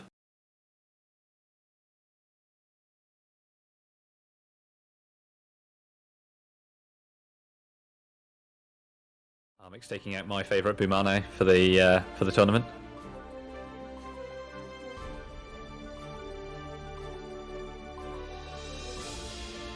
At least from winners, of course. And we've got Ram versus Sol. Armix against R3KTZU. So a rivalry of sorts. Italy against France. And as a Ram player myself, I have to say Ram gang every time Ram is on screen. So let's see where this one will go. Two very talented players. We saw R3KTZU with the reverse sweep in the second game of today against Pistachio. Let's see if the stream actually brings luck to R3KTZU or if Armix can defeat the Sol player. All right, we've got some very strong neutral from KTZU here. Look at that use of the 5K again. This anti-air just absolutely tearing apart Armix's overall game plan. This is terrifying stuff to see. And that counter hit, close slash, is that going to end it? Yes, it is. Beautiful conversion. R3KTZU off to a very strong start. Let's see if the second round can be claimed as well. Armix though, good stuff with that fire slash. Unfortunate burst from R3KTZU, and this will be big damage. Look at the optimized combo from Armix without one sword, and manages to still get a very good conversion. Trying to get something off with that safe jump jump dust combo. The pressure getting into the corner. R3KTZU unable to move at all. Yeah, R3KTZU without any kind of resources, just absolutely every whim of Armix's is just theirs to command. And here we are, round 3. Both players down their burst, although it looks like we might get a burst back by the end of the round if the players are lucky here. Oh, but that is not lucky with that counter hit. Oh, choosing to continue the pressure using the newly changed 214K, I believe. And we're seeing... Oh, the... And R3KTZU still sitting on that burst. Could perhaps go for a gold burst, but that could be the end. Ooh, not fighting to the 214K. Ooh, the zoning from Armix! Tried to go for the Night Raid Vortex. A good idea, actually, which goes under a lot of Ram's normas with the sword. But good patience from Armix, punishing as well. And game number 1 goes to Armix. Yeah, you'd be surprised what Night Raid can go under. Very powerful move, that. Great low profile. But here we are. Right, so. Armix versus R3KTZU. R3KTZU, of course, definitely no stranger to being down down a round or two, as we've previously established. And we're going to see some interesting aerial game from Armix at round start, and a gold burst, immediately using the meter here to extend pressure, and puts R3KTZU into corner just straight away, forcing R3KTZU to use that burst. Of course, not gaining any of that 50 meters that Armix did. And the sword, oh my god, the instant block from R3KTZU manages to get out of the corner, but oh, beautiful DP of the second hit of the Rekka, but again, big counted from Armix, PRC to make the conversion full, and I am not sure, no, this won't kill, because the wall stick happened a little bit too early for Armix taste, and R3KTZU will live on another day in this round, but there's a beautiful 6S to punish the whiff. Again, we're seeing a great use of YRC from both players here. R3KTZU in the first match and Armix in this one. Nice use of the 5P earlier there just to stuff Armix's aerial approach. And look at this conversion! R3KTZU bringing out all the combos. Oh, that was brilliant. Fantastic stuff. Takes him into the next round. If R3KTZU can make some good adjustments right now. Ooh, getting the Rekka loops, but R3KTZU bursts out, still going with the jump in. Armix defending, trying to get some good spacing. I'm noticing that Armix is playing at the tip range of the swords, which is really smart when when Soul does not have that good range for 6S, but ooh, speaking of 6S, there it is whiffed, but the combos coming in, big damage applied, Armix got 2 bars of tension. How did that not bait? Oh my god, TriKTZU trying to bait that Mortavato and just not quite working out. I'm not sure what happened. I don't know if they just got impatient or if it was a missed input. Oh, you hate to see it. Right, and here we are into round 3. Oh, using the 6P and far S there just to try to keep space, and we're seeing some great conversions from TriKTZU. And here we go with that 6P again, keeping that pressure up, and look at that wild throw, tick throw. I can't believe that killed. It definitely did. That wild throw does a grip of damage, and we are even in score, 1 game apiece. Please stop the ram hate in chat because I will start banning everyone, although I don't even have mod powers. But anyway, yeah. We saw that Ram died, so she's not very strong, so she needs buffs. That's as simple as that. Alright. Here we go from... Interestingly, we've not seen TriKTZU fighting from this good a position yet, so it's going to be great to see what's going to happen from here. Alright, here we go. And what are we going to see for the round start? We're seeing a great deal of aggression from both players by the looks of it. Armix starting off strong and then immediately being stuffed, and then we're seeing TriKTZU now stuck in corner. Forced to use that burst early. Trying to get that far slash to good use. Oh, the 2S, excuse me, just out of range, and TriKTZU will take the opportunity to go forward and get some good damage. Look at this combo, breaking the wall in the process, and positive bonus about to apply for TriKTZU. Yeah, we're seeing some just beautiful conversions from TriKTZU here. And oh my god, that 5k challenge on the pressure from Armix. Oh, incredible stuff. That was just so ballsy from TriKTZU at a 5k in the middle of the 5p pressure from Armix, and that was definitely the right move. Run up 6p won't work, but beautiful close slash from TriKTZU. The instant block coming in from Armix, trying to get something to get out from the corner. It's not fun when you're the one being cornered and pressured, and there's a 6S burst immediate for Armix, but damage has definitely been done. Here we go. Armix throwing away a sword there. That can't possibly be in the plan. Oh, that 2p challenge. And again, we see that 5k. Are we going to see the kill? Yes, we are. TriKTZU showing a very, very dominant game that time. Incredible stuff. Absolutely, some fantastic damage applied from TriKTZU, really keeping calm when Armix is trying to keep the distance, keep him at bay, and TriKTZU really going in with a lot of intent, and that is definitely proving to be the difference between these two. 2-1 for TriKTZU at the moment, and Armix has to win this next game, these next two, honestly, because otherwise they'll say hello to the losers bracket. Alright, let's see if Armix can make the adjustments here. And immediately we're seeing something very different from TriKTZU.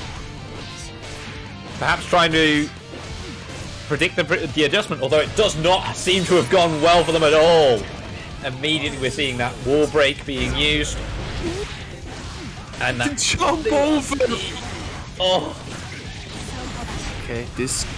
I don't think this is enough to kill, but it will leave Armix in a dominant position. 1 bar of tension, however, for TriKTZU. 1 bar of tension as well for Armix, sending in the sword PRC to make sure that they will have the first move, but still, TriKTZU blocking well. The 2k won't be blocked, and Armix will get around. I've got to love the TriKTZU's decision making there, using the 6p rather than certain other options, just to make sure that they don't have necessarily trade in that low life situation. Just want to make people aware, if they weren't paying attention there, that 6p option was fantastic. Even if it didn't necessarily work out, it was great decision making in general. However, that 6p does, and we're going to immediately see a conversion, and here we go. Corner pressure. using the frame kill here to get in those throws, but it's not quite enough as Armix sees the second one coming.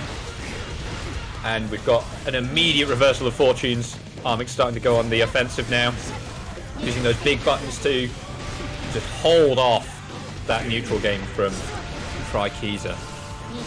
He's sitting on 2 bars of tension, negative penalty, actually applying for Armix, losing all of the bar that they had, although that was not a lot, but there's a 5D straight into RC. R3KTZU though drops the combo, still a bar of tension there, it is spent. Oh no, Armix, that burst could be very, very bad, still trying to fight for their life, 1 pixel of health remaining, believing that they can take this round, but Bandit Bringer says no, heading into potentially set point for R3KTZU.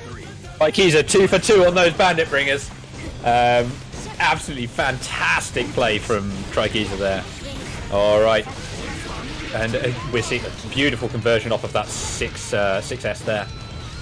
Draining the Bandit Bringer, shoving Armix into the corner. Armix desperately trying to get any kind of way out. Missed with DP. Oh, immediately forces the burst from that punish. Alright, and we've got some, again, lots of use of this Sol 6S and Sol 6P there. And tick throw into, immediate reversal from Armix using that 2D to low profile, a potential option there. Armix trying to get as much combo damage as possible. Oh no, what a clone slash anti-air. Is this probably going to be dead? Oh my god, what a combo from R3KTZU, applying as much soul knowledge as he did, making sure that the combo sticks, and R3KTZU looking as dominant as they are, and will move on, I think, to top 8 actually. Incredible stuff from R3KTZU there. Oh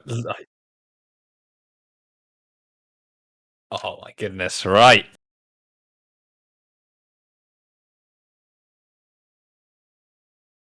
And So the next match on stream is going to be another doozy. Is going to be Invalid Value. Fresh of the Salty U victory yesterday, so probably riding on a lot of momentum, facing off against Zin, and the winner of this matchup will join Barry Bones in the first match of top 8. So definitely going to be a sick matchup, no matter whoever wins. And Zin against Invalid Value, this is definitely going to be another very, very interesting matchup. certainly is. Right, let's see. Have we? I'm just going to have a quick look through the other matches in bracket to see if we had any more interesting upsets. Looks like Kansas still on that hot streak. Look at that. Wait, 3-0 against Bella? What? Yeah, against Bella. Incredible stuff from Kansas. I think, damn, Kansas is playing Happy Chaos, right? Or I think so. last that I know, Kansas was having a very fun time with Happy Chaos. I don't know if it's still going on. But if they are, they're definitely having a very fun time with Happy Chaos now. Damn, absolutely, Kansas! I'm really excited to watch Kansas up against R3KTZU, two probably revelations of this tournament, making winners side top 8. So it's going to be a very interesting matchup between, honestly, two people who I wouldn't have imagined would get to top 8. With all due respect, honestly, there's so many killers in the bracket. Yeah, this has been a stacked bracket. Like, my god. It's definitely a huge achievement, though. R3KTZU against Kansas is definitely a matchup which is going to be very, very interesting. But Zin against Invalid Value is happening up next. And we have the mains brought out, the Nago up against the Chip. Will the Nago win, or will the Fly manage to avoid being swatted? Alright, we've got some immediate pressure coming out from Zin here. Look at that. Using that 2S2H to pressure just straight off. Look at all of these left-right mix-ups. This is horrifying. Tell you what. Yeah, well, would not want to be on the receiving end of that. That's for sure. Absolutely, and Zin, oh my god, what a round. As you said, Mix is definitely applied, and Invalid Value does not know where to start and where to end. This Zin torrent of violence is insane, but speaking of insane, there's the damage being applied from Nago. Big count hit, and is it a chip already? Oh my god, and it's already over. Invalid using that strike throw mix up with the command throw and the close slash there just perfectly, and immediately starting off strong. That is a solid, what, 75% of Chip's life gone in one combo? Terrifying stuff. No bar, by the way. 6H catching the backdash. The gold burst will whiff. With 5P still Zindo. Still alive. No resources whatsoever. Invalid Value will have meter in right now. Basically, no YRC spent just yet. The trade actually with Jump Dust. Very good 2S from Invalid Value. And first game is immediately in the books. Great use of a powerful tool there. 2S being one of Nago's best buttons by miles, particularly for stuffing Chip as well. Those Chip advances really being caught out by either 2S, 2H, or 6P, really. But brilliant stuff from Invalid there. All right. Will we see some changes to the game plan? This matchup, I feel, really depends on the first interaction. Round start is so important in this one because it can dictate how it goes. If Nago can get a counter hit very early on, it spells disaster for Zin, but Zin manages to fight out. There's the PRC, 2 air throw attempts with, but Zin still managing to corner Invalid Value. Let's see how far this pressure can take him. I can't believe that throw whiff wasn't punished. That was incredible. Alright, we've got a really nice counter poke using the 2P there just to keep Zin from coming in. Fantastic stuff to the approach. Look at these instant blocks from Zin though. Absolutely terrifying to watch. And we've got, again, this left-right mix-up really catching Invalid out. Zin's to deal with all of these left-right mix-ups, and Zin manages to get a hit, and oh my god, the block on the corner reset, but still Zin manages to get a hit in, but gold burst for Invalid Value, and this could be huge. There's the counter hit! Ooh, the spade! Very good stuff, and Invalid Value, very good stuff, but once again, Zin managing to go in on the pressure, gets a hit in, RC to confirm. Very good stuff. That burst bait was beautiful, but it wasn't enough. Not by a long shot. Alright, Zin not going to have his burst ready for this next round. And look at that counter hit. Not sure if that was just a frame trap or otherwise just an interesting counter poke there, but here we go. Right, left-right mix-up applied. And look at that. Using the wall stick here rather than going for the break, just keeping up that pressure. Again, the 5K. ORC spent a lot of meter available for Zin. Oh no! Mixing the silver! Oh my god! What a blunder! Is that gonna cost him the match? Oh my! This I can feel already the going down, but not Zin. Zin does not go down. What? Holy moly! Interaction. Oh, Zin just pulling that back. Oh my goodness, that would have been upsetting to watch otherwise. Oh, brilliant stuff. It's tournament pressure. Like, all these players are absolutely stellar, but you got to remember that we're playing in tournament, and it affects you. It hits your mental stack real hard. Indeed, and knowing that you can't really get hit by Nago in this matchup must weigh even more heavily on Zin's mental, but the score is tied at 1 game apiece, and Invalid Valley going in with Fukio forward, but Zin once again with that left-right mix-up at the corner. I don't think anyone can do it better than him right now. The chip is definitely really on fire. The blocks though from Invalid has to run out someday. There's the leaf throw, and Zin is on fire right now. Yeah, Zin absolutely making a statement with that command throw there. If you keep blocking, I'll just throw. And here we go. Interesting conversion from the wall there, and there's the round. Nice use of the high-low mix. And here we go. Again, Invalid using that 2S, trying to keep Zin out, but absolutely unable to. Here we go. Again with the pressure. Delaying those wreckers, trying to catch out some kind of button. And we're seeing, oh, and here we go, there's the button.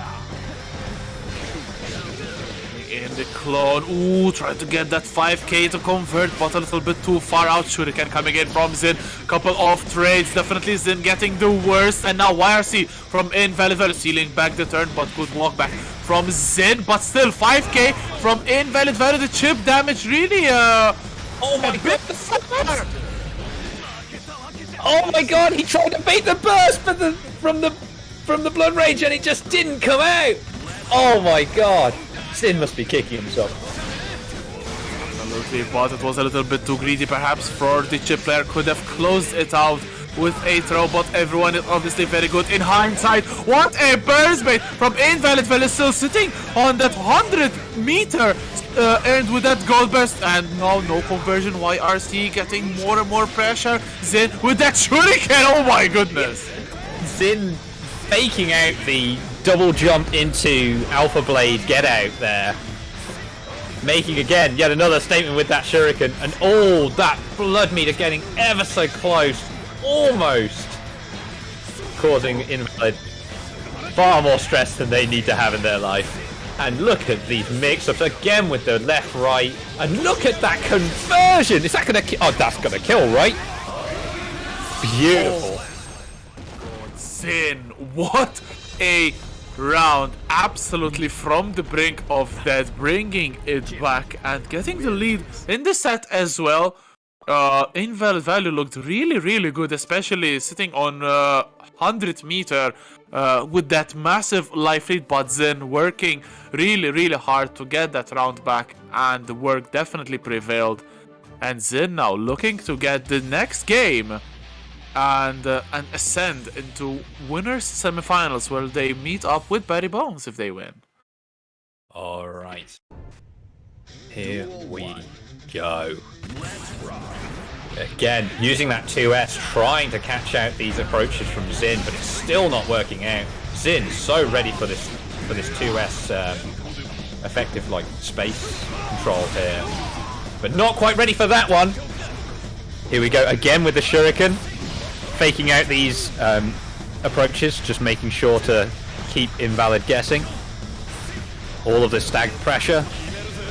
So much pressure coming in from Zin. The backdash, lucky Invalid Valley not getting punished for it. Look at the risk. This time it's really high, but on Nago, but just like that, one touch is all Nago needs, pushing towards the wall. Oh my goodness. Nice simple combo from Invalid there, just to take the round. You love to see it. Again, look at these. Oh my god, the pressure from Invalid proving a little too much for Zin here. Are we going to see a very quick second round? Surely not. Zin again, staggering these approaches. Oh, this time coming in with the overhead. Super, this time it actually hits, and it will give a positive bonus for Zin as well. Invalid Valley sitting on 1 bar of tension, spends it immediately. The goal, the burst attempt actually from Zin, a little bit again too greedy. Invalid read it to perfection and will set up game number 5. Good stuff from Invalid Value. Brilliant stuff. As much as the 2S has not been working out entirely, it has been forcing Zin to stop these approaches, at least consider these approaches a little more carefully. which is absolutely what it's there for. And here we go. Duel 1. Let's rock. All right. Immediate burst bait from Invalid here. Zin in real trouble. Huge meter advantage from Invalid. And the conversion is that's it. That's the round. Absolutely. 1,000 slashes in excess of what needed to be done, but Invalid Value will get the round and move on to set point. Sitting also on burst. Zin still at 50% of that burst bar, so will not have it by the end of this one. Look at the damage. Meterless, but he will pop, and Zin has to punish correctly. Oh my god, is it over? It's over. Oh my god. What a quick round. Over before Zin could really mount anything. Just Invalid there, just showing absolutely how terrifying Nago is as a character. My only reaction is literally, bruh.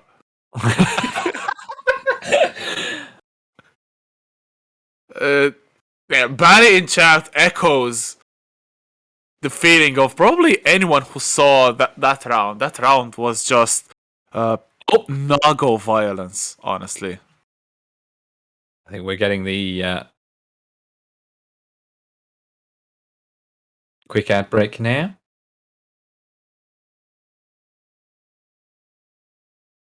Okay, so we are heading to a 6-minute ad break. But don't go anywhere. Top 8 is just getting started in a bit, and we have Barry Bones against Invalid Value as the first match, the winner semifinals, which is going to be definitely an exquisite matchup. But we also have the battle of the upsets. R3KTZU against Kansas, still on winner side. One of them, unfortunately, will be sent to loser side, but who is the big question? Both have been having phenomenal performances in this tournament, and I'm really curious to see who will be the one triumphant in winner finals. We sure have got some killers set up for both our winners and losers brackets. This is going to be great stuff to watch. So please, don't go anywhere.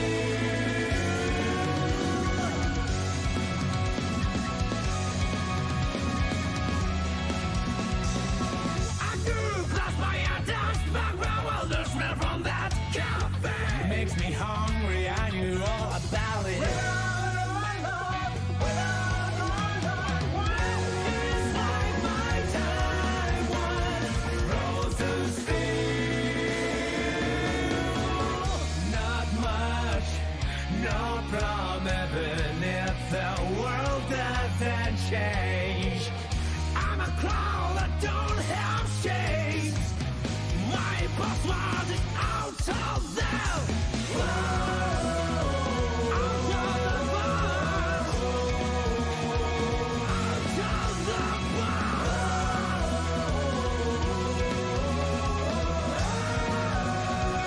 Out of the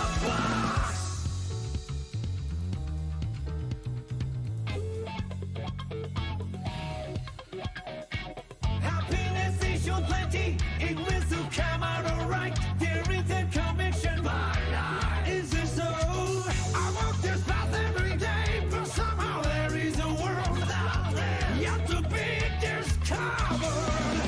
That's right, no problem even if the world doesn't change. Like the wheel of everywhere, my password is out of there. Out of the box. Out of the box.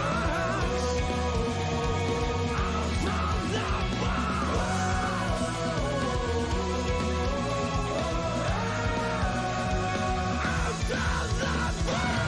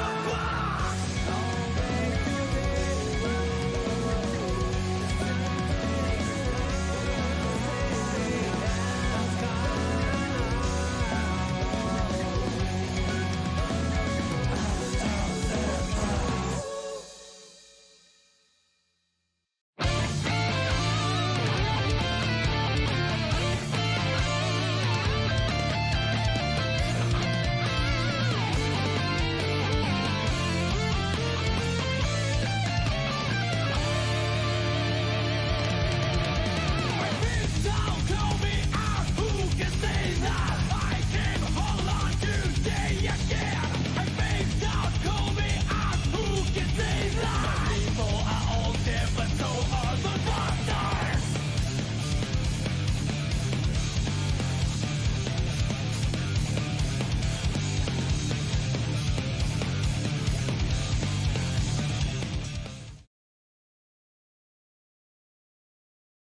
All right, everyone, welcome back to 2BCU's Challenger Cup.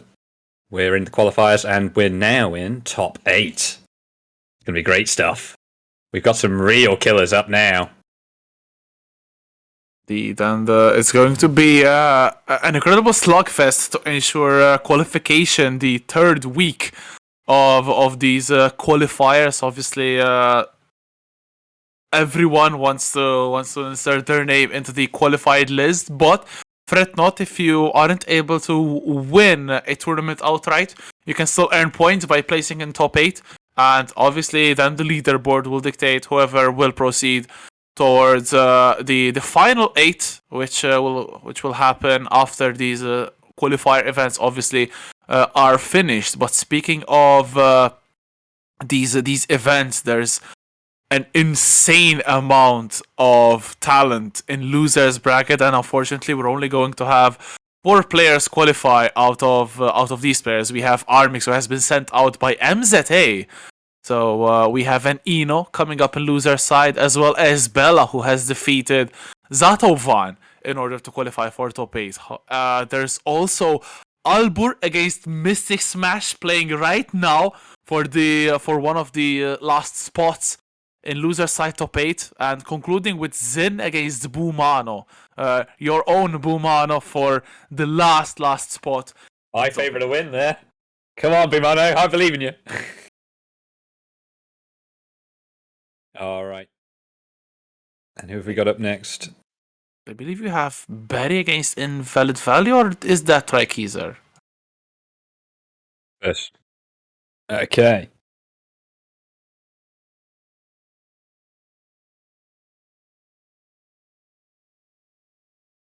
Set up for the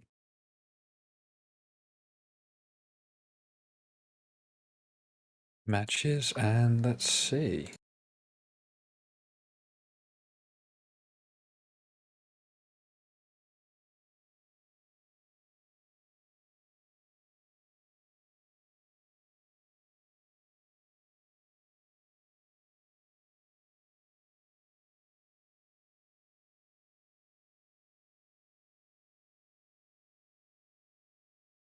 So, for those interested, the prize structure for this particular tournament is quite interesting.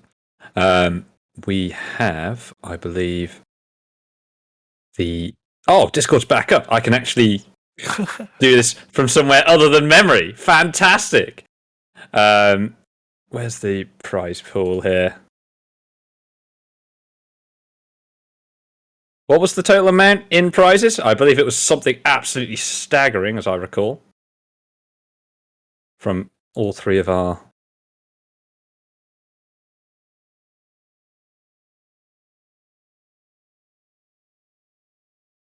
€3,000 for all games. Incredible. 600 for each. Just crazy stuff. Would not be possible without our brilliant sponsors, LC Power, Streamplify, and Nitro Concepts.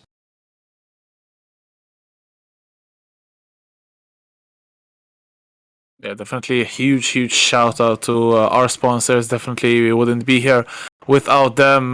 Thank you so much for your support and hard work, because this is definitely living up to expectations. Okay, we had an unfortunate opening, but we definitely are flowing really well, and the matches are definitely going to be even that more stacked, as we are probably getting R3KTZU up against Kanza in this first game in top 8.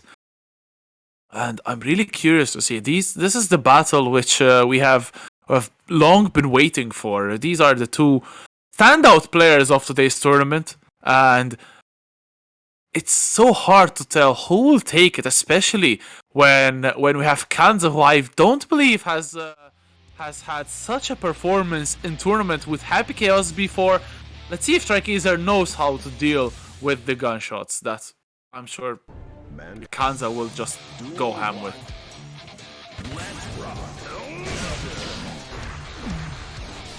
Alright, we're immediately seeing some pressure from, well, both sides by the looks of it here. R3KTZU coming in with those very nasty... Oh my god, that conversion! Look at that conversion! Absolutely brutal stuff coming out from R3KTZU here. And Kanza trying to keep KTZU off, but it's just not going their way at all.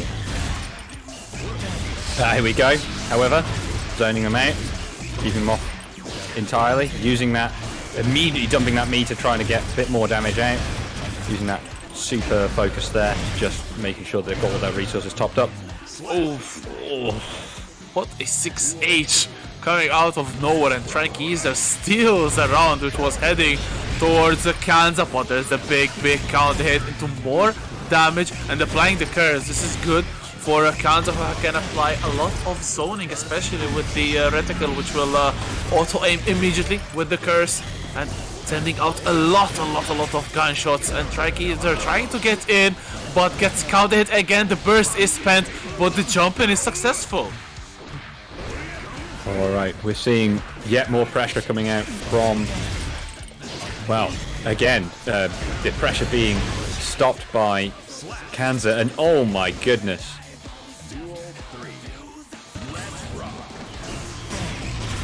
Look at that conversion.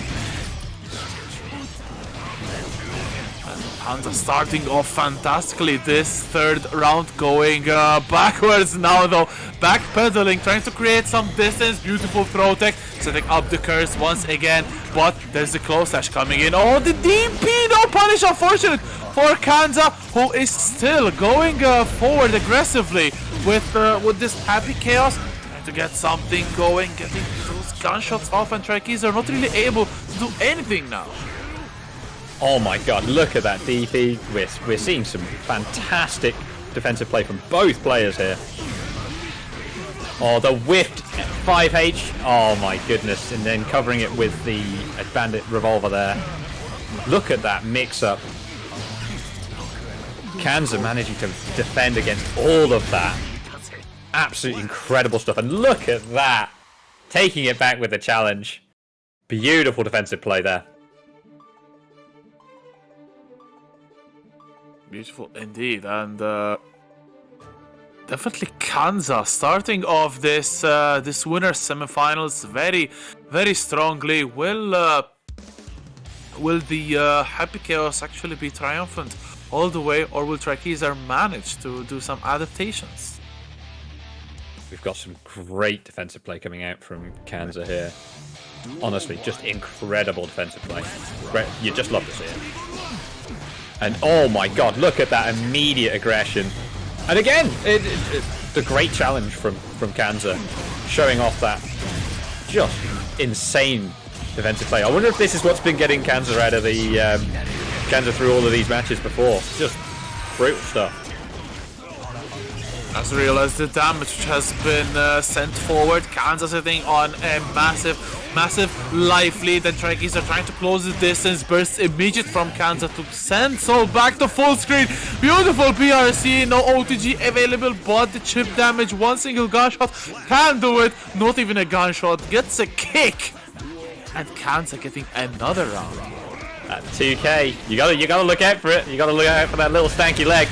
And again, speaking of stanky legs, using that cross-up kick there, and immediately gets the curse. However, again, like as soon as I go to say anything about the pressure from, it's just immediately stopped by Kanza's defense. Just crazy stuff.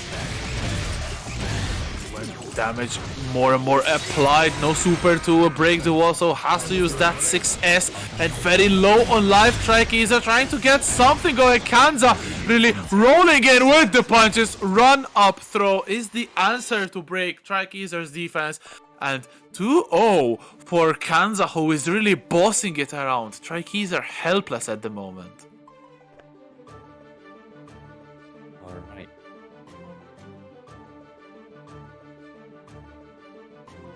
By the way, your guy made top 8. Bumano has eliminated Zin. Let's go. Will face Mystic Smash in top 8, which looks to be an exquisite match. We're just making sure that we will actually get that on stream, because it's definitely going to be a hell of a banger. But speaking of bangers, there's definitely Happy Chaos going bang with every single gunshot, but right now R3KTZU is having a little bit of success, getting some good damage in, but Kanza gets that burst out. Back to full screen you go. Alright, and that's exactly where Kanza wants to be. Full screen against Sol as Happy Chaos. It's easy living. And again, look at this. Using the meter here, just making sure that all those resources topped up. Making sure to keep all of those beautiful bullets in that gun. And oh, this time, however, oh, misses the 6P. That unbeatable defense. Absolutely stoppered. Incredible stuff. R3KTZU finally making the adjustment here. You'll love to see it. It all depends on R3KTZU managing to close the gap and pressuring Kanza, although Kanza beautiful jump out of the corner. R3KTZU once again running after the happy kills. The gunman though will not take it easily. There's the super, there's Ex Machina breaking the wall in the process, and hard knockdown, and R3KTZU really has it really hard. Oh no, Kanza trying to fake out using the gun and then the steady aim and then using the focus to stop it, but ultimately to no avail for R3KTZU there, even after that pressure. We're seeing again. Set point for Kanza as once again curse applied gunshots definitely raining in, and one single hit. Okay, not a lot of damage, but still Kanza enjoying a good lively. There's the concentration super, and more gunshots will probably rain on R3KTZU's head. Not able to do anything. Beautiful to the full combo. Is this going to kill? No, not enough, not high enough. But look at R3KTZU shot down straight between the eyes. And Kanza dominant 3-0. First name into winners finals of today's tournament. Have to say, R3KTZU, although no stranger to a comeback, just not able to mount it this time. Brilliant stuff from Kanza there. Just fantastic. Really showing off exactly how they got to this top 8. Indeed, without a shadow of a doubt, that is just confidence from Kanza, really making a big statement with that dominating victory that they can take every and all challengers. Speaking of, it's time for Barry Bones against Invalid Value coming up next. All right. Now we've seen Barry switching a couple of times now in matches between characters. We're likely here perhaps to see a Nago mirror, maybe. We'll see. In any case, great defensive play so far from Barry, although immediately Invalid coming in with that.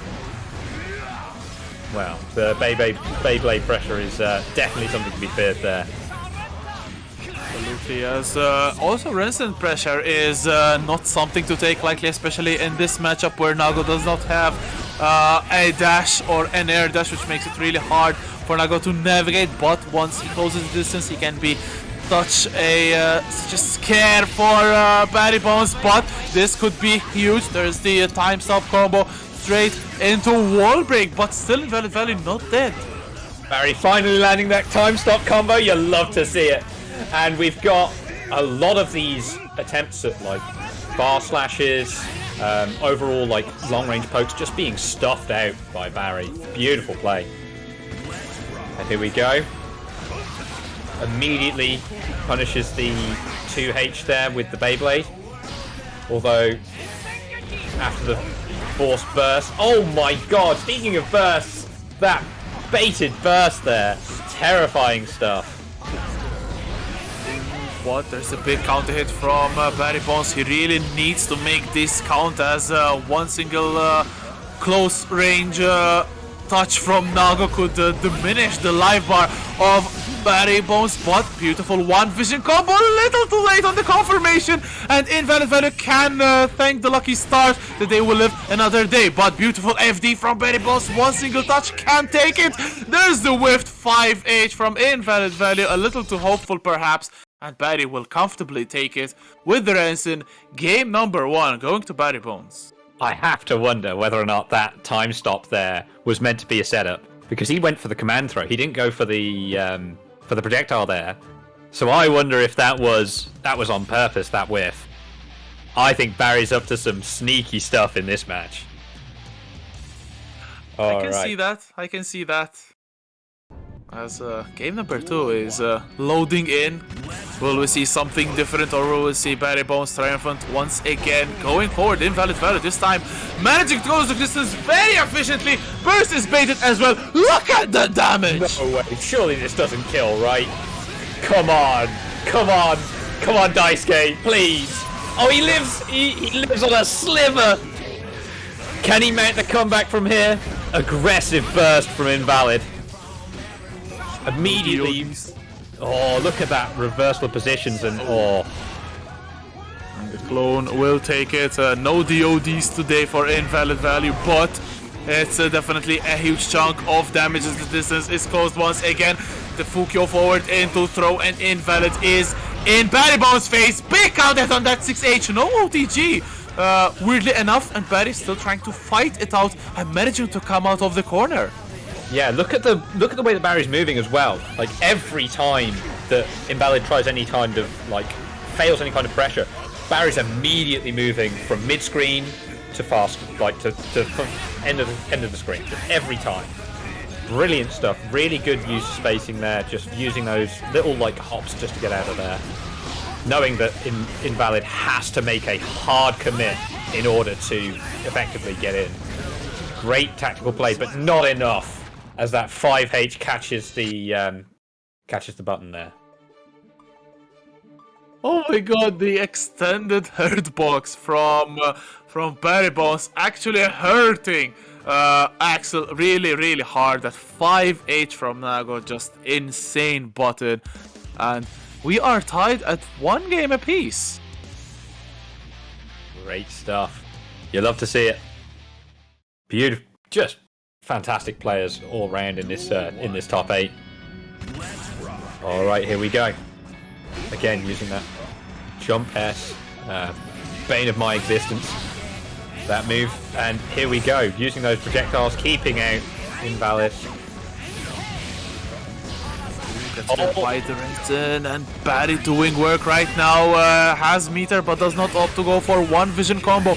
Plenty of life in the lead for Barry, both trying to get something going. Invalid Value, but there's a jump slash, very low on life. Invalid, the comeback was still potentially doable, but the perfect from Barry Bones with that Renton.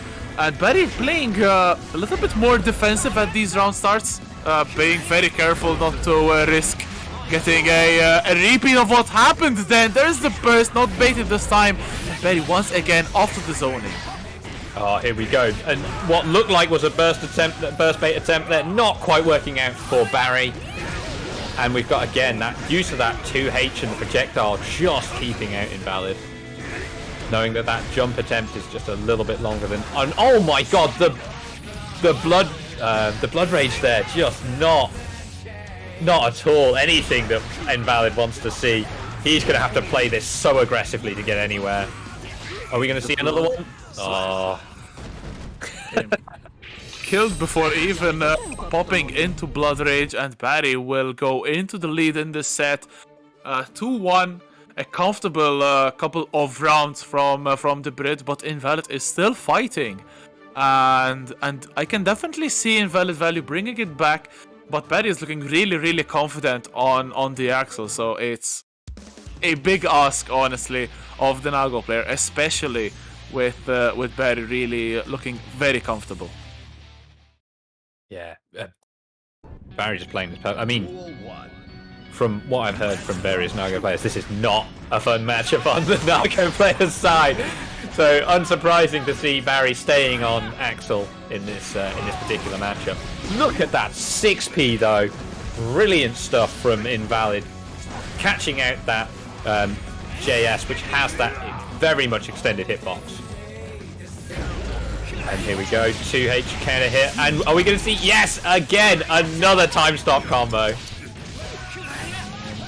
Damage piling up. Axel has good damage, at least it's a bit decent on Nago. Let's say 2H, beautiful punish on Nago's own 2H. Unfortunate YRC, perhaps he was looking for some PRC forward tech, and Barry Bones will move on to set point to challenge Kanza in winners finals. Invalid Value trying to get something going. The trade favoring Barry Bones. There's the pop, very unfortunate.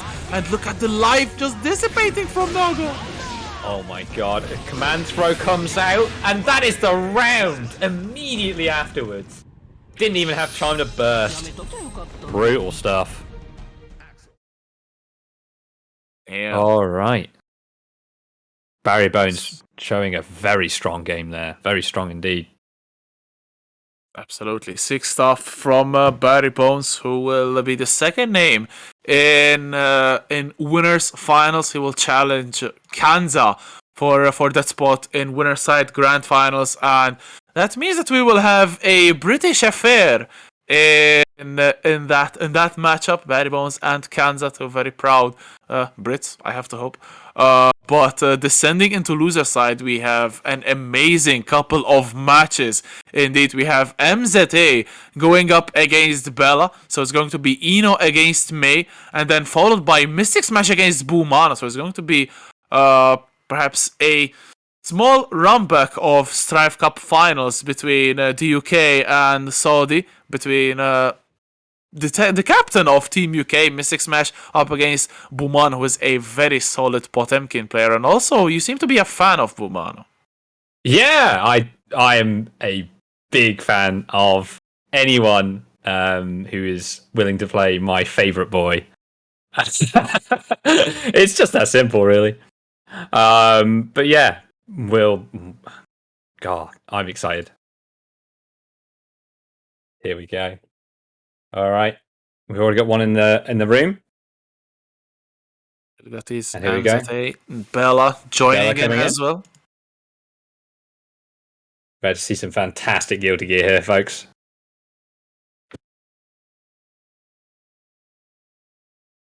Yeah, in chat, it's a curious discussion. What will Barry choose up against Kanza in winner finals?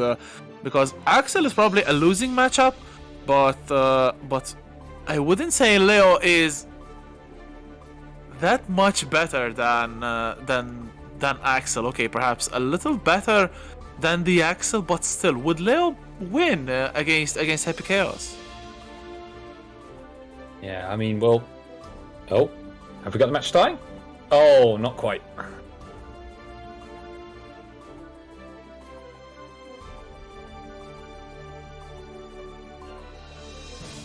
Just waiting for this match to start up here. I think no.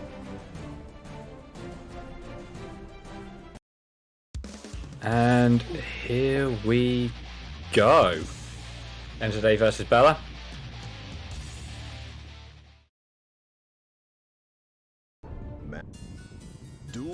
All right, what we're going to see? Oh, both in pink. What we're going to see on the start here? MZA immediately starting up with some very strong aggression. Although the jump out from Bella, just beautiful challenge against that pressure. All right. Trying to lock his opponent down. MZA now in the corner, and you have to block the mix. Know if you got burst, and Bella definitely spending it. Ooh, what a jumpy from MZA, hitting behind. All right, and speaking of going behind, the Dolphin there putting Bella behind. Really unfortunate spacing there, leading to this fairly awful situation for Bella. Really unfortunate on that spacing between MZA's jump and that Dolphin. However, this round starting a lot stronger. However, that challenge from MZA coming out with the dives there. Beautiful stuff. Fish for something setting in the note, but good jump from Bella, although MZA now getting some good pressure in setting up the note. What a block on that YRC, baiting something, and now MZA with the life lead. Bella spins not working at all, jumping with the backdash. The note once again will whiff, and MZA though playing it patient. Yeah, look at that. Oh, just great and look at that burst bait. Are we going to see more from here? Again, coming in with those strokes, trying to fish for that low hit. However, Bella playing it very, very safe here. Oh, the dive nearly costing MZA the game. All right, using the second super to chip out. Beautiful stuff. Wait, actually, did Bella take the round? What? Bella took the round through the super. Did he hit with the? What? That's incredible. Wait, what the? I can't believe it. What the hell? It must. Oh my god! It must have gone through the invuln. That's insane. Absolutely great decision making for Bella. However, now currently in the corner, and that's super. Is this gonna close it? Absolutely, this does. Corner. It's so much damage. Everyone is literally... Oh my god. Yeah, MZA won 3 rounds in this. It's the first to 3 rounds. Can't believe that second super didn't kill. Absolutely insane. Not even a trade, that's the best bit. Like, Yeah. Just outright, just beat it out with the 5 Nuts. I think the super isn't actually invul if it's the airborne one, so... Well, I don't know. That interaction was... Somebody check Dustloop. Somebody let us know. Should that have worked? Alright, and here we go. Setting up the pressure with the note. Oh, look at beautiful execution from MZA. Look at that. Just classic Eno stuff. Dashing in, using the FD there to cancel momentum. Get those lows in. Great stuff. Oh, the whiff throw with the 5H to punish, and again another whiff throw. This time due to the hit stun from the hits there. Oh my god! And over so fast. MZA just making short work of Bella in that last couple of moments there. Savage stuff. But MZA 4 rounds straight for the Eno player, and Bella trying to do something. There's the go to K2T from MZA going forward. This aggression, really, Bella cannot really find an answer to all that MZA is throwing at them. Will we see a super? Yes, we will. This time it will hit, but it will not kill Bella, living on pixels of health. Not anymore. Very good low, and MZA makes it 2-0. Absolutely, just clean play from MZA here. Just overall, just fantastic Eno play. All very clean, just great stuff. We're seeing a lot of the classics here, and maybe we'll see a few more. But will we see Bella make the adjustment? Is the big question. And will MZA account for it? That's what we want to see. Duel 1. And here we go. If Bella can get their hands on MZA, like they are probably doing right now, it could be very painful for Eno, because Eno doesn't have the biggest life bar, and Mei can destroy any life bar, honestly, in the game. Let's see if Bella can get the game plan going, because once again, MZA with a beautiful counter hit, stealing back the turn, trying to bait the burst perhaps off of Stroke the Big 3, but good discipline from Bella. Yeah, we're seeing a much needed change in Bella's offense here. And here we go. Big damage combo. Look at that. If that wall hadn't broken that early, that would have spelled doom for MZA. Alright, we're seeing a lot of the jump S and jump H coming out from Bella, trying to keep control of those skies, and that is the ram with the dolphin chip. That was a curious burst from Bella, wanting to immediately close out the round, but a burst I respect. Beautiful anti-air though with that anchor. Oh no, look at Eno's life bar slowly go down and down. The challenge though coming in from MZA, who is fearless in the face of Mei, who can deal so much damage. Bella now sitting on bar, trying to perhaps bait out the super, which doesn't come, and MZA go get to the corner, but what a reverse throw from Bella! Fantastic read on the stroke there, using the dash back there, just to keep those little bit of iframes ready to use that throw. And another throw from Bella. These throws coming out so clutch in this matchup. And here we go, blue RC misses the throw. Is that going to be the round? It is. Great conversion from MZA there. However, yeah, MZA moving into set point 5H whiffs from Bella, which will enable MZA to get the momentum. Burst from Bella, though, enabling them to stop the pressure, but only momentarily. MZA going forward once again, and Bella has to block. This is a game of rock, paper, scissors that no one would be comfortable in, but Bella manages to get the dolphins out. There's the super though, clipping Bella, breaking the wall, and this is such a good situation, trying to bait something perhaps. a sliver of life for Bella here, just fighting for it. Oh, both missing a throw there. Here we go. Can they mount the comeback? We're seeing so many of these throw techs coming out, and there's the rounds. Oh, trying trying to be a little too cheeky there with the seal. Unfortunate.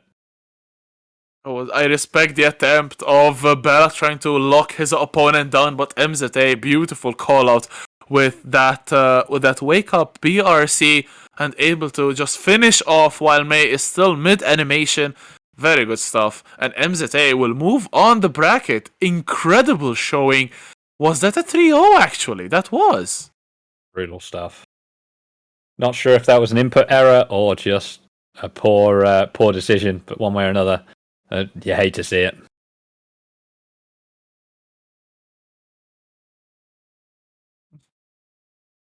All I right. can see that, especially being very, very close after the throw. The beach ball would have taken a little bit too long, and actually, it proved to be the death for Bella. But it's time to head into our last match of this first round of loser side top 8.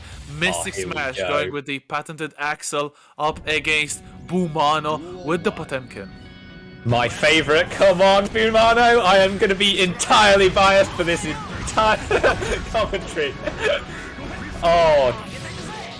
Alright, this is a classic matchup coming all the way back, and we see immediately Bumano showing off great knowledge of the matchup, using the flick there to get that Renson, which does have projectile properties, and oh my goodness, look at that Carabuster.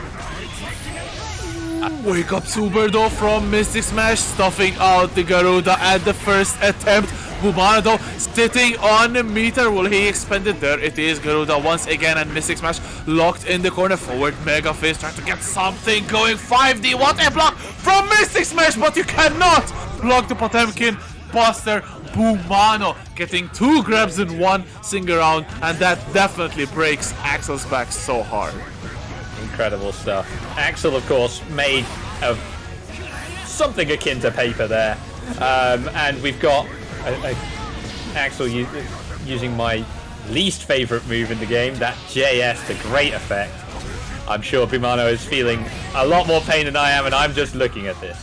And here we go. Throw catches the attempt to get in there from Bumano. However, now stuck in the corner. Will this Garuda trade? It will not.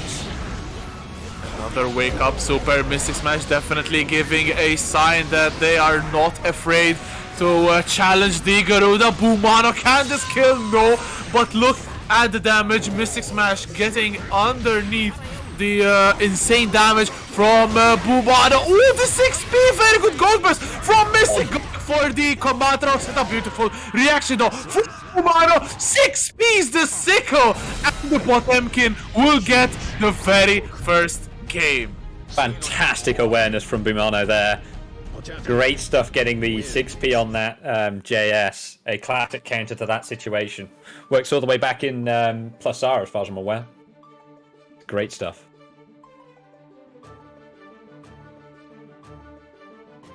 Alright. Will we see any adjustments from Barry? Will we see a switch to perhaps another character?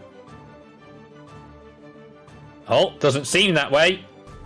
Looks like we've got, yet again, the classic matchup. Axel versus Potemkin. Zona versus Grappler. It's I wouldn't know about the character change. I know Mystic is definitely very, very comfortable with the Axel, and perhaps a little less with Nago, especially since it hasn't been that long since Mystic has been playing Nago, especially in tournament. But definitely Mystic still remains an insane player. But Bumano going forward, getting the burst out of Mystic very, very early on. But there's the Hammerfall challenged by the Rainwater. Brilliant stuff. Again, we're seeing some Bumano making some great. Oh my god! The jump D there used to get in misses the Carabuster due to the YRC, and we're seeing some great attempts to get in, but all just being stuffed out by Mystic there. Fantastic awareness by Mystic on that armored hit there, making sure to follow up with the Gatling. Bumano trying to close the gap between them and Mystic Smash. Mystic, beautiful explosion, catching Bumano, but this time slide head works. Wake up straight into counter hit. Bumano though locking his opponent down with Garuda. There's another one, beautiful meaty stuff. This time Potemkin Buster, the life lead getting bigger and bigger. There's the cheeky PRC off of the Garuda straight into another Buster, and Axel's back. I don't know how much he can take more of this. Beautiful stuff. All right, here we go again, using the Mystic again, using this Rensen, just trying to keep Bumano away as much as he can. And oh, here we go, Bumano getting in here. Oh, you're trying to get that slide head knockdown, trying to get that distance closed. Not quite enough though. Mystic desperately trying to keep Bumano away.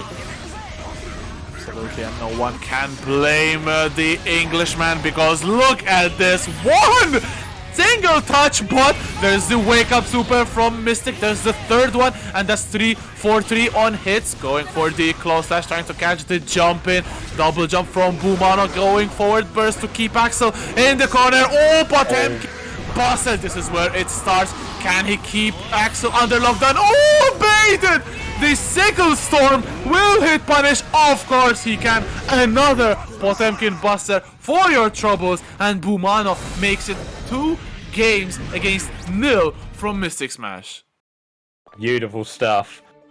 Especially knowing that the Pot Buster there cannot be challenged by that burst. Just overall, just great decision making from Bumano. Really showing off some just brilliant tactical decisions there. All right, and here we go.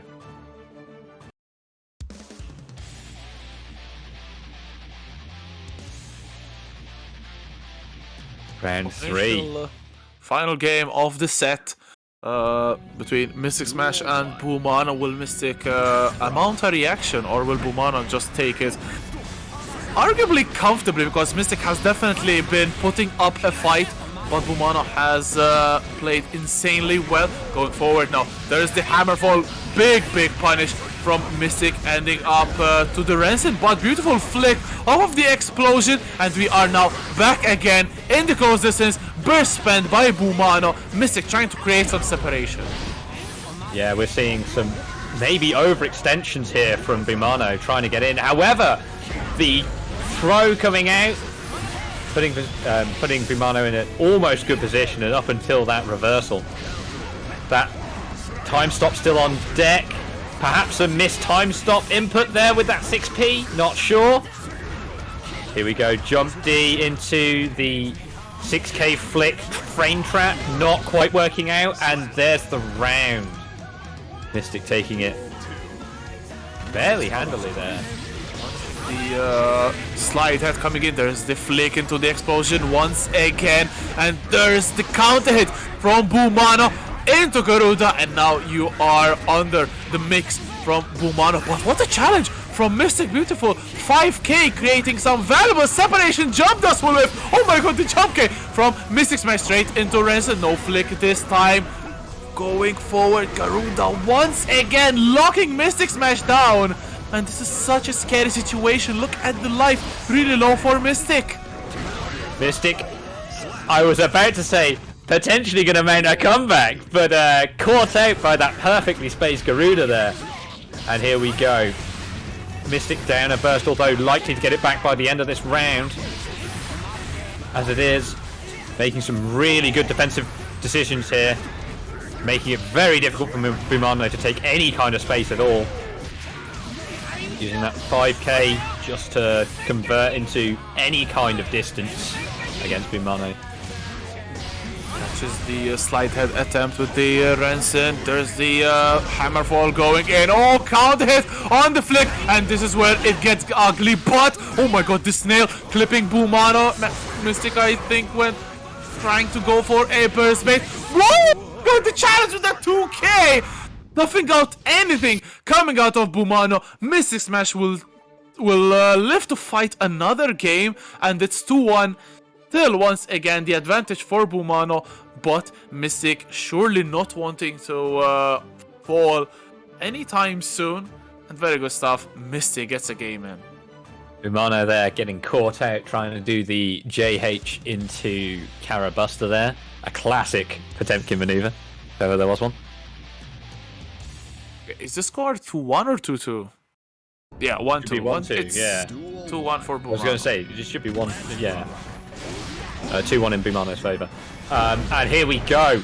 Nice anti-air from Mystic here. Incredible instant blocks from Bumano coming out though. Here we go. Trying to get in with that slide head. Remember, any of these knockdowns will lead into huge amount of space taken from Bumano, and ultimately that's what all he's after in this matchup, is just to get in as close as he can. And Axel is aiming at the pure opposite to get away as far as possible. Oh my god, he tackle will whiff, but still manages to get the throw. There's the burst use from Mystic, a clever one and not baited indeed, but there's a slide head into the counter hit. Expected perhaps a Potemkin Buster coming in. Forward Mega Fist for the window, and now Bumano is on set point. Mystic has to be very careful. Clever run up throw now though. Beautiful close dash anti-air, and Mystic creating some separation. Yeah, again, we're going to have... Bumano is going to have to close that gap if he wants to do anything in this matchup. And here it is, using that slide head to great effect. Alright. Beautiful. Beautiful anti-air there from Mystic. Keeping out that... Oh my god, and the whiff! Oh, you hate to see it! Still in Bloxton off of that setup, and just the... Oh, I can't believe that Potbuster whiff. That I know that feeling far too well. Slide head backdash from Mystic into 2S, and the damage slowly piling up. Remember, Bumano is still on set point, but Mystic fighting back very valiantly, trying to get something going good. 5p anti-air. The life is approaching the yellow levels for Bumano. 1 bar of tension for Mystic, catching the backdash with the Rensen, and there is the command throw straight into one vision. There's one bomber trying to get the other one. Oh, unfortunately, I think mistimed. There's the going for the with Hammerfall. One Potemkin Buster could be the start of the end, but what a challenge from Mystic Smash. Punish as well, and we are heading to game number 5. Mystic really pulling it back here. Bumano's going to have to work hard if he wants that last match, by the looks of it.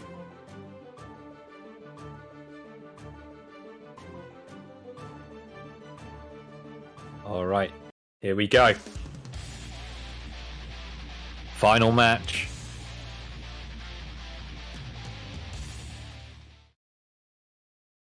What are we going to see? Round start.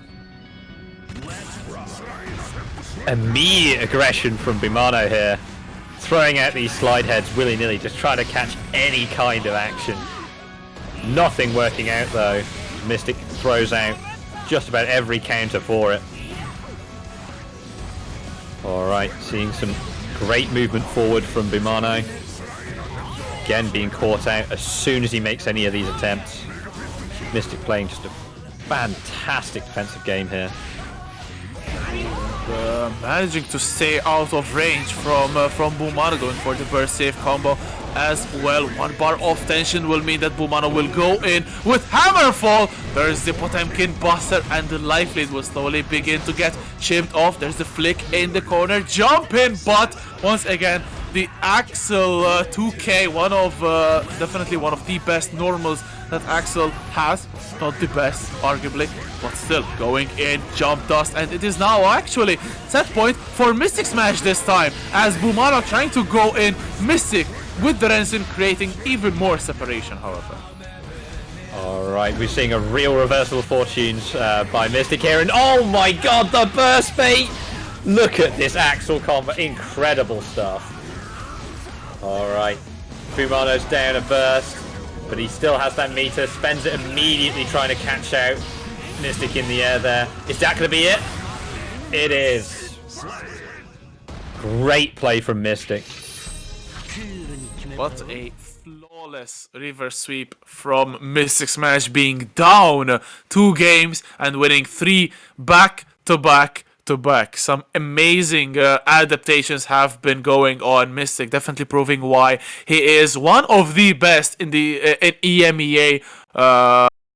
Surely deserving of all the how do you call it, like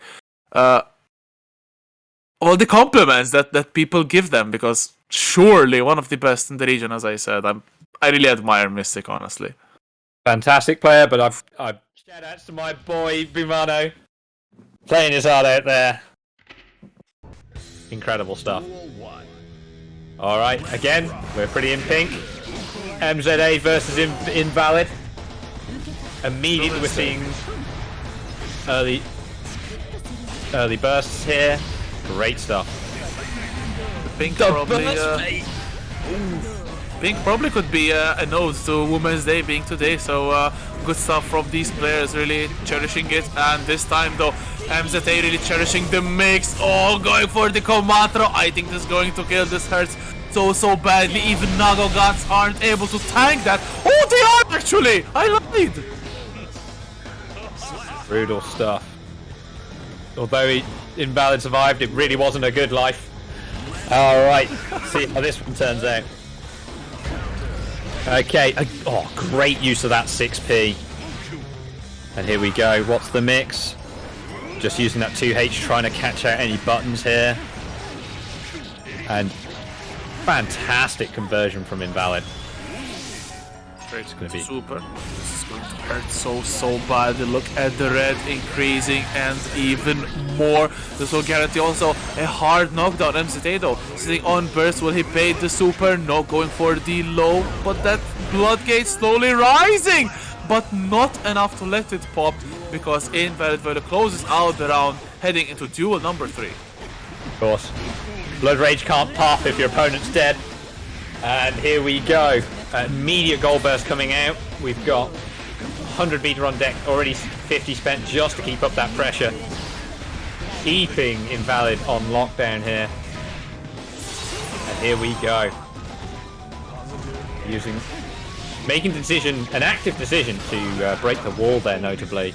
MZA, of course, always having the option with Eno to use those stroke victories. And oh my god, the YRC baited, and oh, the incredible mix coming out from MZA.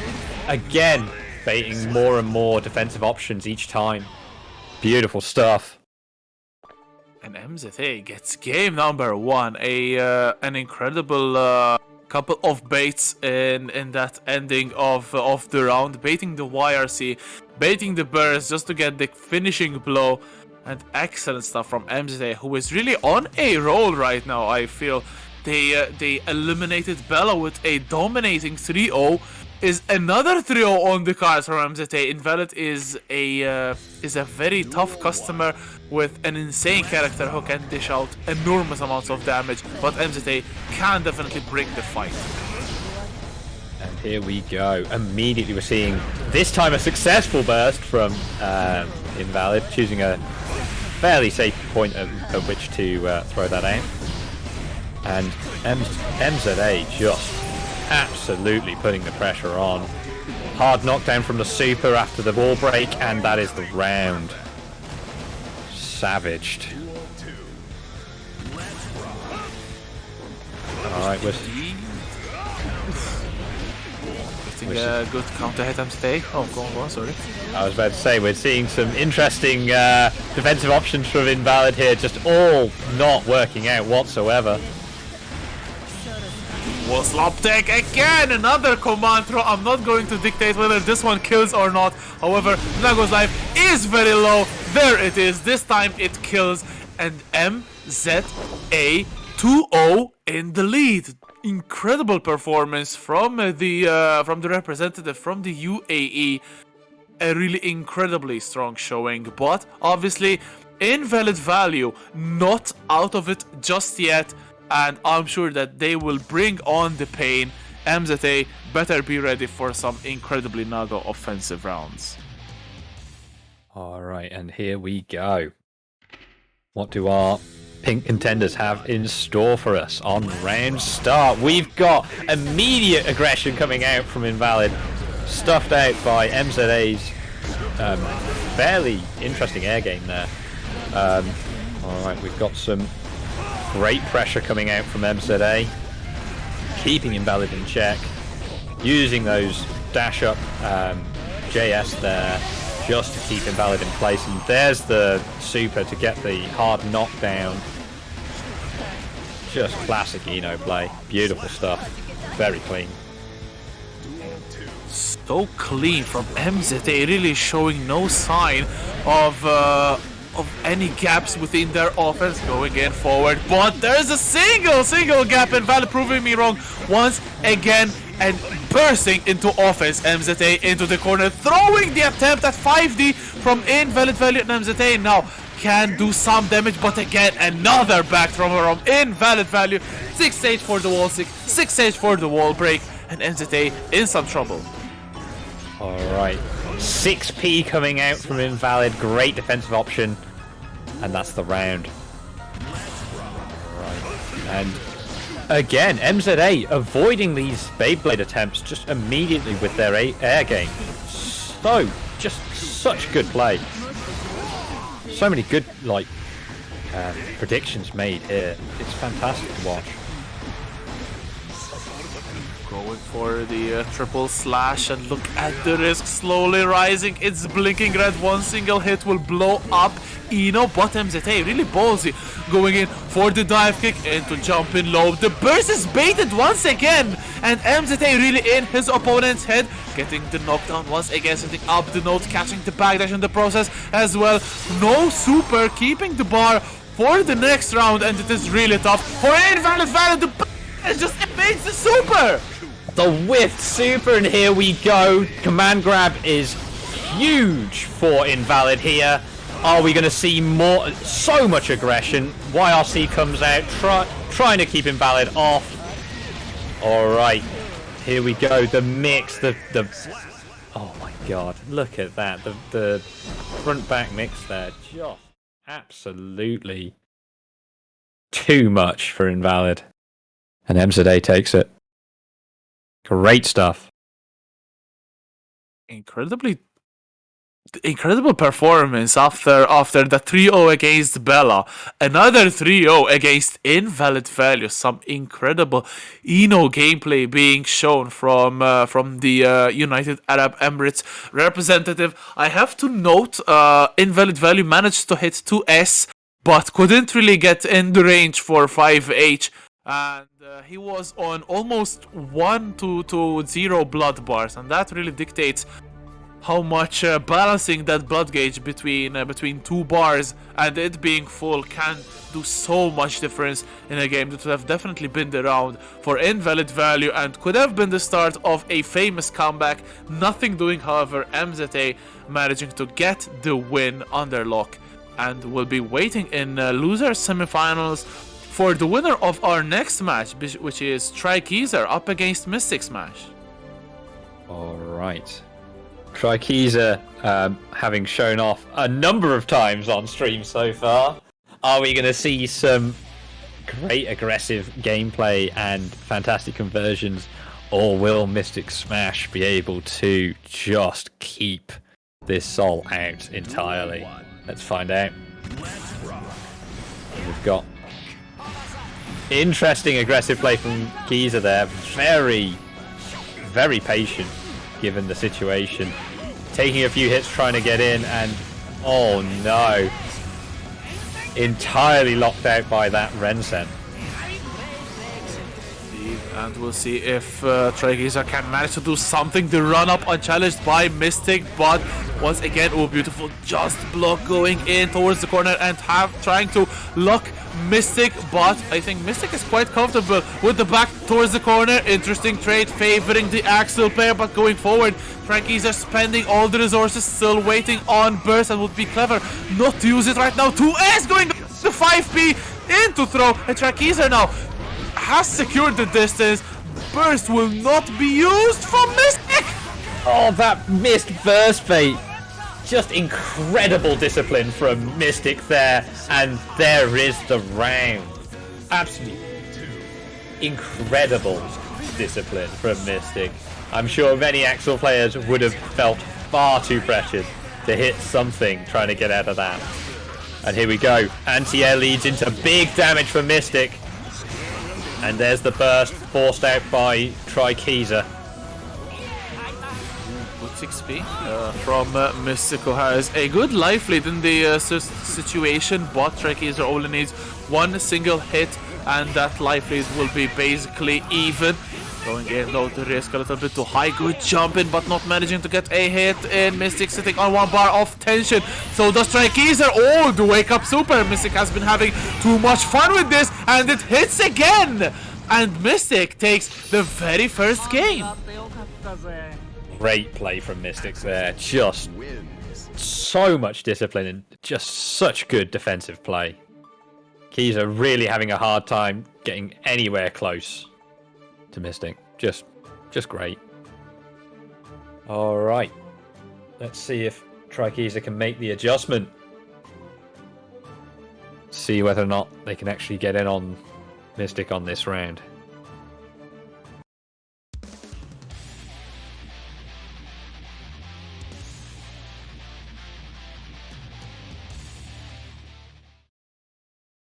Here we go. Duel 1. This time both in blue. Jeans clad Axel, always the trademark of Mystic Smash, and R3KTZU going for the Jean Soul as well. This time the burst comes out, trying to go for that jump slash, creating some separation. There's the helicopter. This time no burst available for Mystic, and the life bar will go down in the blink of an eye. Oh my god, the damage is real, and R3KTZU closing out the round with aggression. R3KTZU again showing off some sick combos in this tournament. Great stuff. And here we go. Mystic trying to keep R3KTZU off here, but definitely with his back to the corner. And on the anti-air 5k, this is going to be huge. And keeping the corner here. Going for the burst, safe route, and there's the round. Holy... Oh, that damage was incredible. Yeah, absolutely, and blink and you miss it, 2 very quick rounds, establishing the parity between the two, 1 game apiece. And will Mystic go for the switch, bring on the Naga, or will they keep on with the Axel? I don't think switch is a good idea right now, especially seeing that they did get that first game, and he's not playing that bad, Mystic. Let's just face it. It's definitely been an issue of Soul managing to cut in close, eliminate the distance, and get some massive hits in. And that is the story of that second game. And we are heading to game number 3 now. Who will be the one to break the deadlock and get the lead in the set? R3KTZU definitely got the momentum coming into this one. And great read on the early. And here we go. Immediately in now.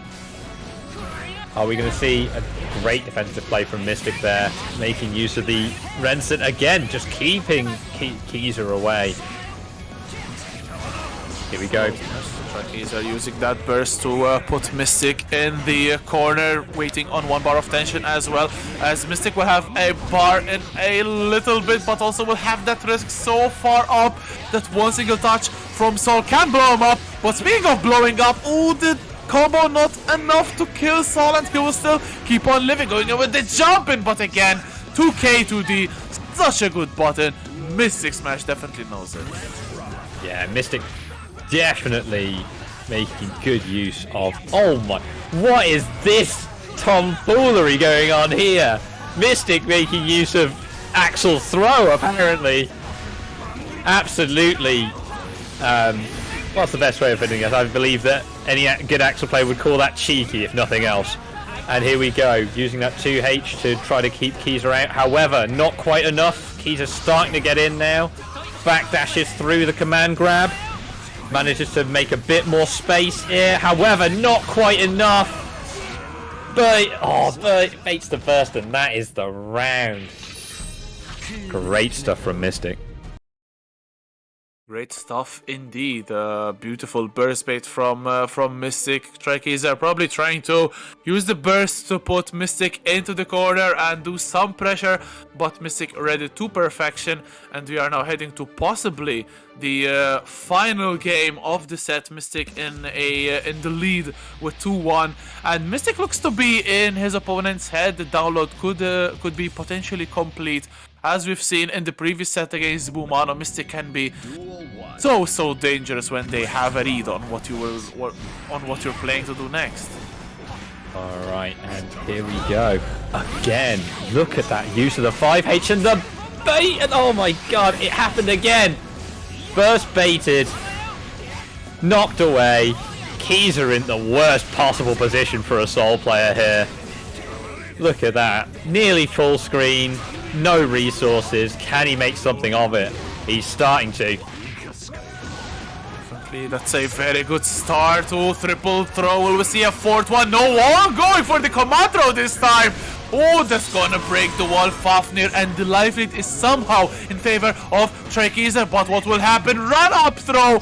Oh my god. Mystic using R3KTZU's tools against them. And now it is set point for Mystic Smash. 2S to start off, counter hit into Bomber, and immediately the damage has been applied.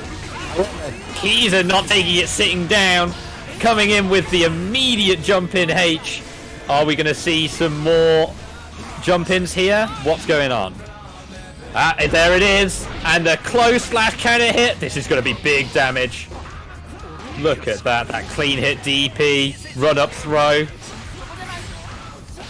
And stuffing the approach with the 2P. However, knocked off by Mystic there. Great defensive play. The trade actually favors R3KTZU, who will go with 6S and heading into the potential another set point, but run up close slash from R3KTZU. Going for no OTG this time, setting up the Fafnir. Big counter hit, Mystic getting baited to throw 6H OTG. This time it does, and this time it will kill. 10-second round for R3KTZU to equalize the score, and we are heading to game number 5. Oh, Mystic calling for a quick interlude by the looks of it.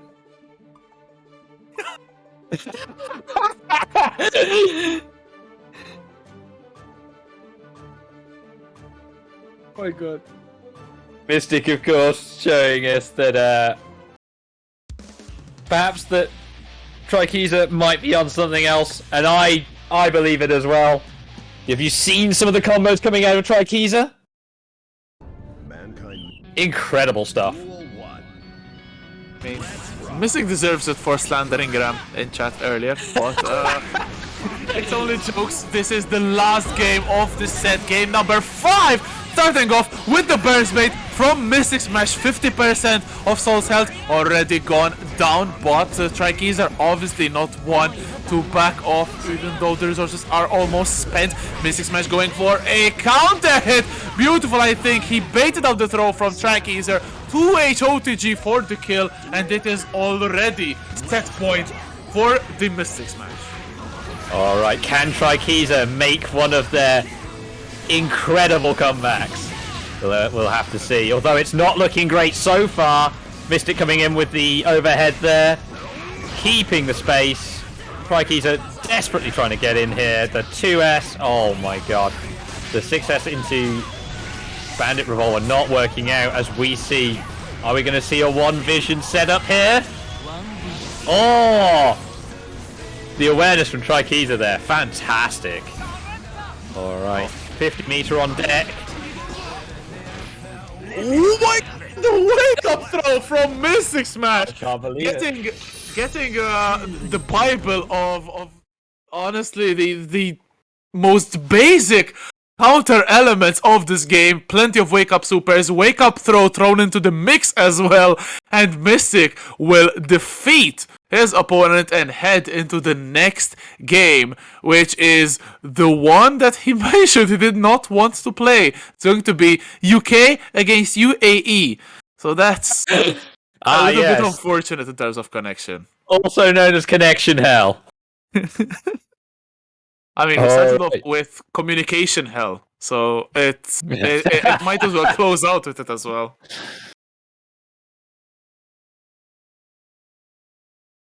All right.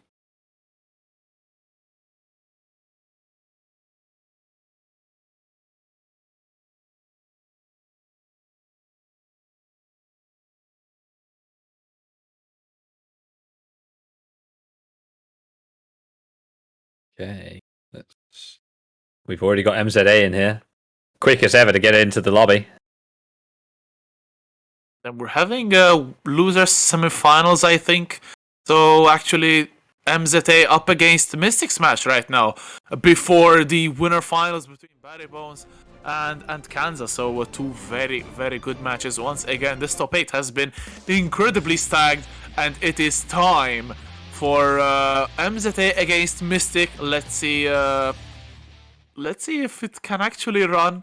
I really hope that this is a decent connection, because these are incredible players and they've had incredible runs as well in this losers bracket side. Already we're seeing great defensive play from Mystic here. Using that Rainwater and just trying to keep out MZA. The 5P! That was insane. Look at that. Just MZA just trying to find any way in. Stroke not working out. The aerial attempts. Oh, here we go. I was about to say not quite working out, but here we are. First baited. Not looking good for Mystic here.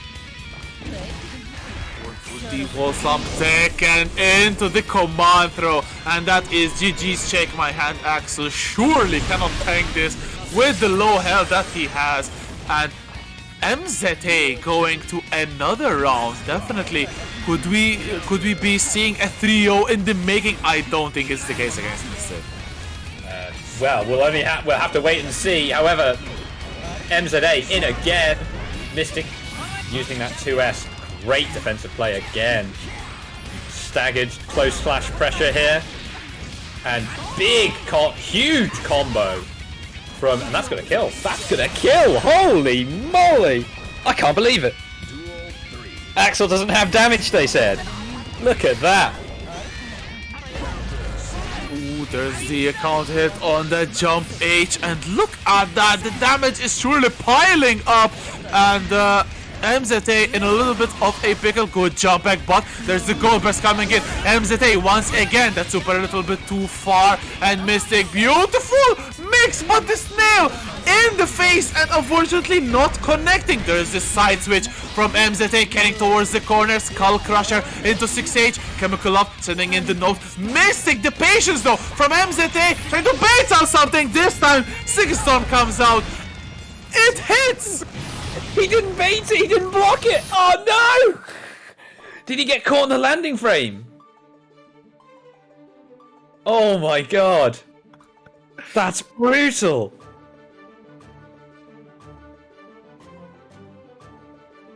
I can't believe it. That was, not like this. In the wise words of many an FGC veteran, we take those. we take those indeed. That's like, I've never dreamt of the day that I'd see Mystic Smash do Wake Up Super with Axel. I've just seen 4, and 3 of them hit. That's the first part. Oh my god, look at that. Backdashes the gold burst there. Mystic's awareness just out of control right now. As getting the burst out themselves this time, but the burst will hit. Go for the command throw. Good job from MZA as the Rensen will start to go in. Beautiful jump H into Snail, and 1 bar of tension for Mystic. 1 single hit could transform into a boatload of damage again with the Wake Up Super. Mystic Smash. This time it gets baited. Oh my god, the count hit from MZA. This could be huge. 1 bar of tension. Almost make it 2 for MZA. There it is. One of them spent. And will we see a wall slump? No, not even. Chemical Love just for the kill. stuff. I'm sure MZA was 100% on whether or not that killed. Let's have a look, and there's the immediate mix coming in from MZA, setting up with a note each time. Great stuff. Oh, the punish though from Mystic Smash. Again, that awareness. Just very clean. However, not clean enough as MZA again starts up the pressure loop. Mystic desperately trying to make any kind of space, punishing the dash in there. Savage. Burst coming in from MZA with the life lead, so understandable, trying to close out this game before Mystic gets too much momentum, but the 2H really clipping Ino's ankles, and Ino cannot really afford to go in for the hover dash. 5P can counter it, but 2H is also a very good tool. Mystic will get the round, but MZA going forward and getting some good mixing. Going low this time, setting up the note. Again going low, good blocks from Mystic, but kept into the corner. Definitely a good position for MZA. MZA with the hard knockdown, full life against Mystic with pretty much no resources here, and that's the round. Absolutely brutalized in that last round there. All right. 1 for 1 so far. Fantastic stuff here.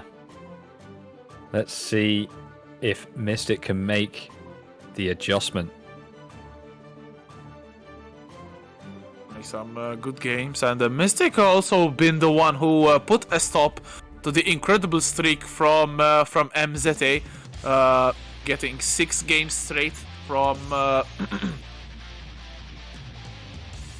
from Bella and Invalid Value. Mystic getting a game, but MZA getting another one, so it's perfectly poised.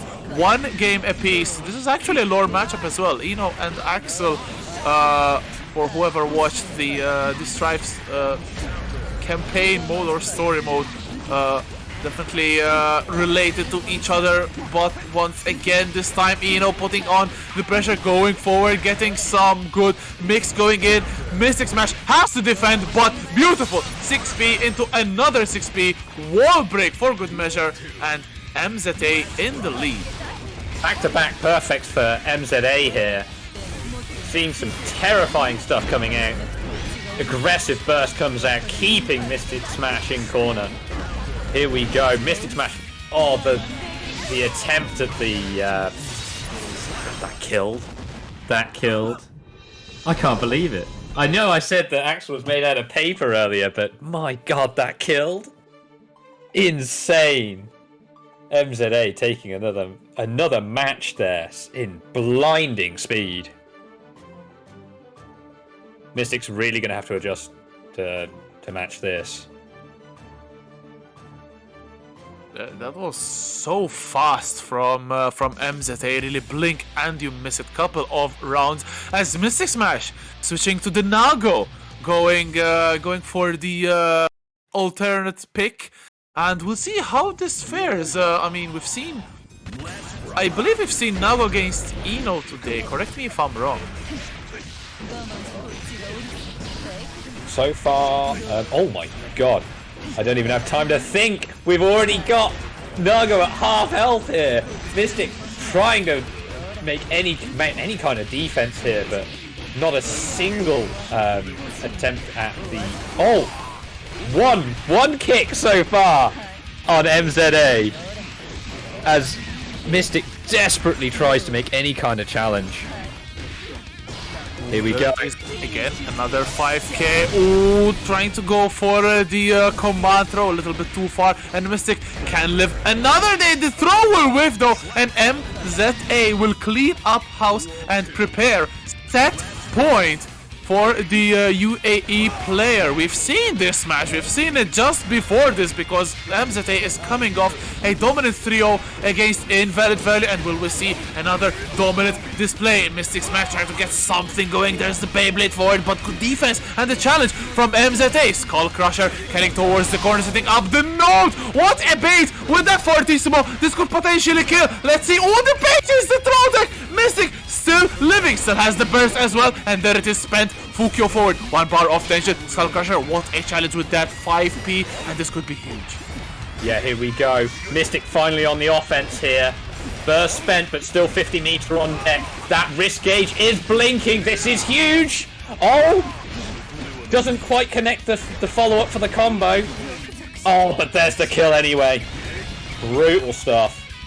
MZA just not able to handle that pressure once it's on the other hand, huh? Here we go.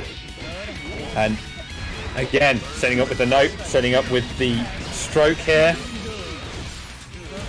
Wall break rather than using the wall slump. I believe that was because it came off the 6H. And Knockdown, creating the node, going for this super, and it is once again a very ugly round for Mystic Smash. This time, no, not enough. The broke the big three, but this time dashes straight into the Fortissimo, and that is a dead Nago and a beautiful performance from MZA, locking their place into losers final. GG's to both, but MZA definitely very deserving of that. so clean from MZA. Just incredible play overall. Just so clean. Just so clean. Just great decision making. Fantastic execution. You love to see it. You just love to see it. Mystic probably one of the favourites to win this as well. Knocked out here. Crazy stuff. Absolutely.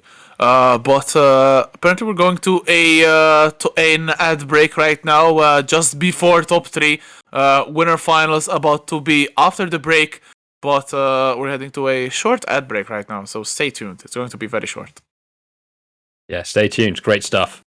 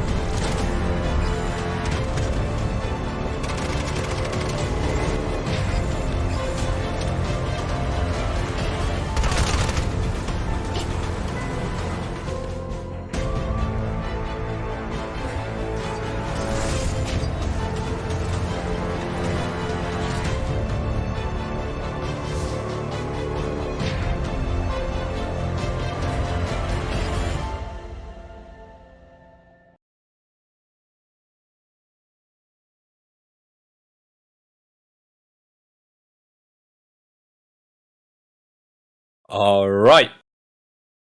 We're back live at the 2BCU Challenger Cup. We're here ready for winners finals. Exciting stuff. Exciting stuff indeed. Oops.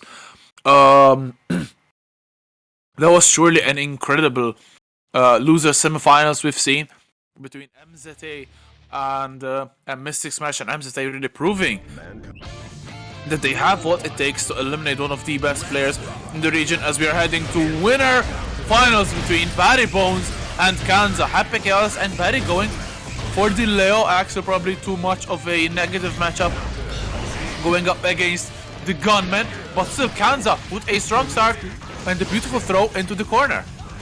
All right, we already see Kanza using the corner setups there with the clone. However, Barry trying to make any kind of aggressive play, and it's working out. Forces the burst. Here we go, however, immediately gunned down. Kanza showing that he has the defensive play ready for any kind of aggression from Barry. Barry's still getting some offense going. There's the gush shots going in. No time to set up the curse, and that will favor Barry. Again, the shimmy. Kanza a little bit too happy to throw around, and this will mean that Barry will get the wall stick straight into super. That was very fast round. Barry Bones immediately tying up the score in this very first game, going in with the jump in immediately, and Kanza has to be very careful right now. Kanza definitely on the back foot here. Barry's got all the momentum. However, Kanza's defensive game yet again, just incredible stuff, but not good enough. Choosing to keep the back turn stance here, keeping that pressure. Here we go, PRC again, just making sure they've got the pressure, stopping the burst with the super, and that's the round! Oh my god! The humanity! Very, very smart from Barry Bones, going for the super to ensure that it is not burstable. Very smart stuff indeed. And Barry will take the very first game. Kanza though still looked quite well in that very first round. We'll see if something can change, because Barry definitely was able to close the distance very, very efficiently. Yeah, we'll see just if Kanza can make that adjustment here. Kanza has been so good defensively throughout this tournament. We'll see whether or not they can make the adjustment here. But it's not looking likely, given that Barry is still using that back turn mix. Here we go. Great challenge here, and setting up the clone, making sure that there is no good way in, except for that red RC. Great burst bait. Runs out of focus, but gets the charge dust. What is going on? What is this scramble? Oh my god, Barry Bones. Oh, the good block on the 5D, managing to get the punish. Still not enough to kill though. One gunshot, two less. Go get for the He's got one gun. He's got one bullet. Make it count. Oh, he's for the kick.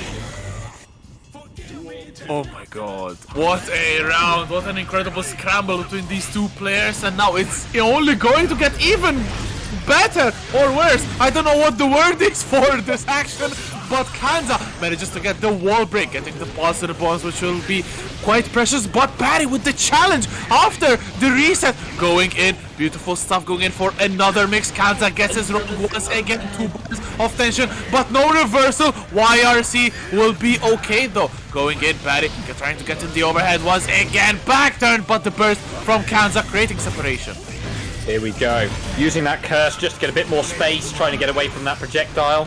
PRC to not to get hit by that. However, the triple, what was that? Staggered pressure into the throw there. Anyway, here we go. Using that fantastic spacing just to try to keep out Barry here. This time, the reloads are on point. No focus available. Crazy blue RC tech there from Kanza to get across the screen. Here we go. 6S going in, applying those curses this time. The gunshots definitely on point and logged on. Good reloads, and look at this, 3 bullets left to go. Kanza going in, getting that concentration super, and Barry has to be very, very patient. No, he just goes in, shimmies the throw as well, living on 1 bar of tension burst and a dream. That dream does slowly fulfilling. Oh, does not use the super. No! Oh my god, is he gonna pay for the lack of super here? Oh, he might. Oh, but he doesn't. The jump just catches him. Oh my god! All these scrambles. I never thought that Happy Chaos against Leo would be so entertaining, but my god, this is such a spectacle. And Barry Bones, 2 games up right now. It's looking honestly a little bit awkward for Kanza. I expected it to be much more Happy Chaos favored, but apparently I was proven wrong. Barry really, really good at closing the distance, barely make it have any difference whatsoever, and manages to still go in and apply the mix so many times. Yeah, Barry really proven to be just so good in these scrambles as well. And we're already down a burst for Happy Chaos player here, Kanza. Can he mount a comeback from this? Frankly, losing position. Here we go, and this is the sort of damage you want to be seeing. Great stuff. Again, keeping people. Oh my god, the whiffed flash kick. Blue RC upwards, expecting the throw perhaps, and here we go. Mix is established. Mix is established indeed. Let's see if it goes on. It does go on, not enough to kill. Oh, I like once again. Caught in 4K.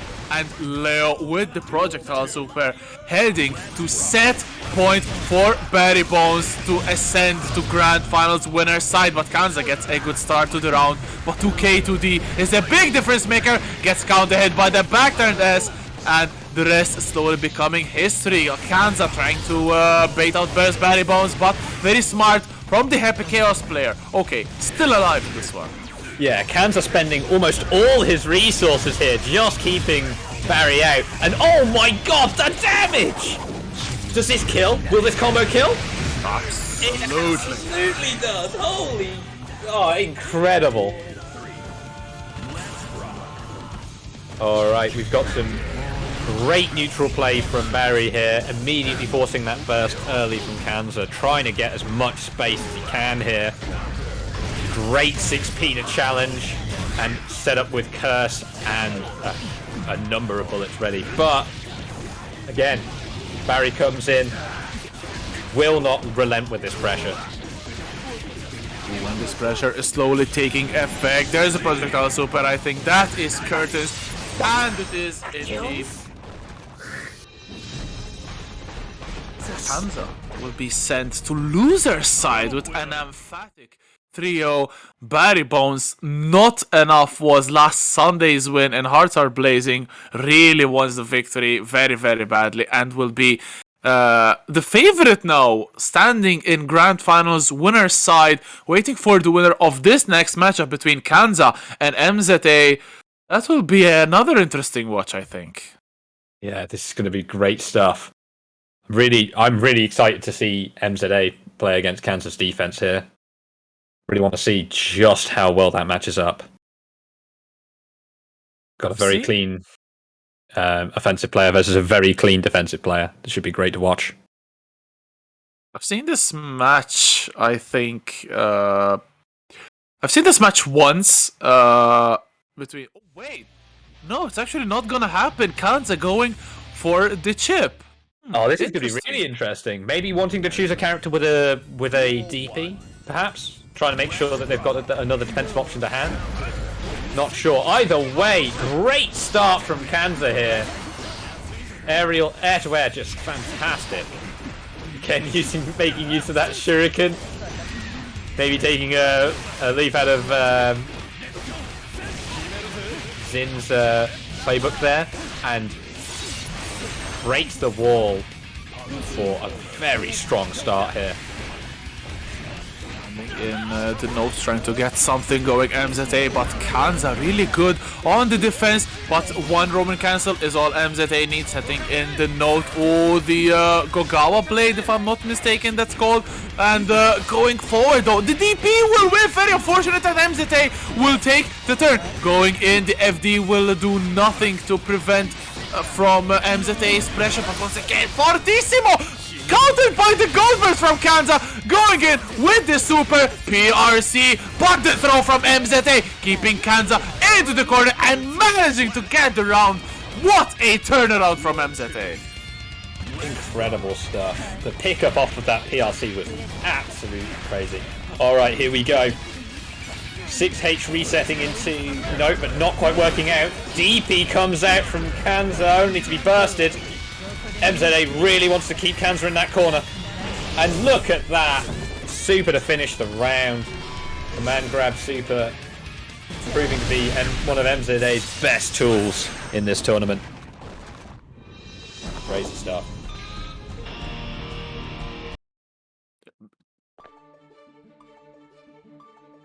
Alright. MZA taking a fairly clean round one there. Let's see if Kanza can make the adjustments here and come out on top.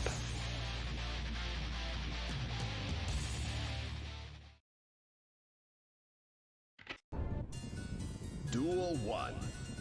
It's game number 2. MZA with a strong showing in that very first one. Kanza trying to get something going. The high burst will surely be a start towards Kanza's domination in this round, but a blocked DP with the backdash on the 5D, and MZA trying to steal the turn, but again, this time the DP will hit.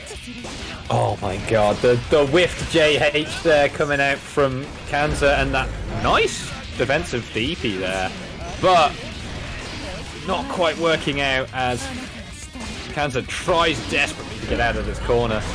2D to get under the note though, and here we go. Incredible cross up from Kanza to take the round there. That was peak chip gameplay. Clean left-right mix at the corner, very good stuff. And Kanza now under the Kosh. Going in is MZA, getting that burst out and creating some separation, trying to fish for something with the Rekka, but MZA going forward. The clash and the trade just afterwards, that was very weird, but the DP will whiff. Unfortunate. Kanza again, and again another DP. How many DPs do you have in your tank, Kanza? Instead of trying to channel his inner Daigo here, but it's not quite working out. Oh my god, and there's the round 4. MZA. Brutal stuff. Here we go. Perhaps one DP too many on that last one.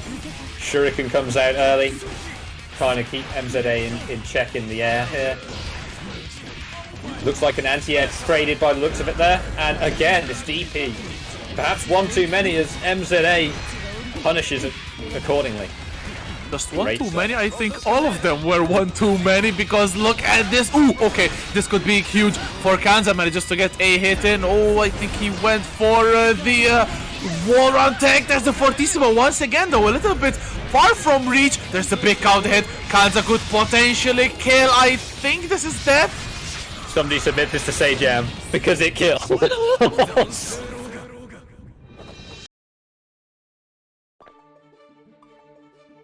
And that is the argument in chat is a little bit weird, because Happy Chaos should not have a very hard time against Eno, and it's curious to see Kanza going for the chip, especially with the damage that could be piling up from MZA, which Eno surely definitely a very strong character if she can definitely snowball very hard. Yeah, I mean, one of the big things is that Happy Chaos is still a relatively new character. Could just be a lack of familiarity with the matchup, or perhaps even just a lack of want to particularly play that matchup comparatively. While matchups might be good for certain players, not always great for all the players as well. Anyway, we've got fantastic mix coming in from Kanza here. Gamma Blade coming out, trying to keep MZA under pressure, but not quite getting it. Almost looked like they had expected that YRC, but couldn't quite get to blocking in time there.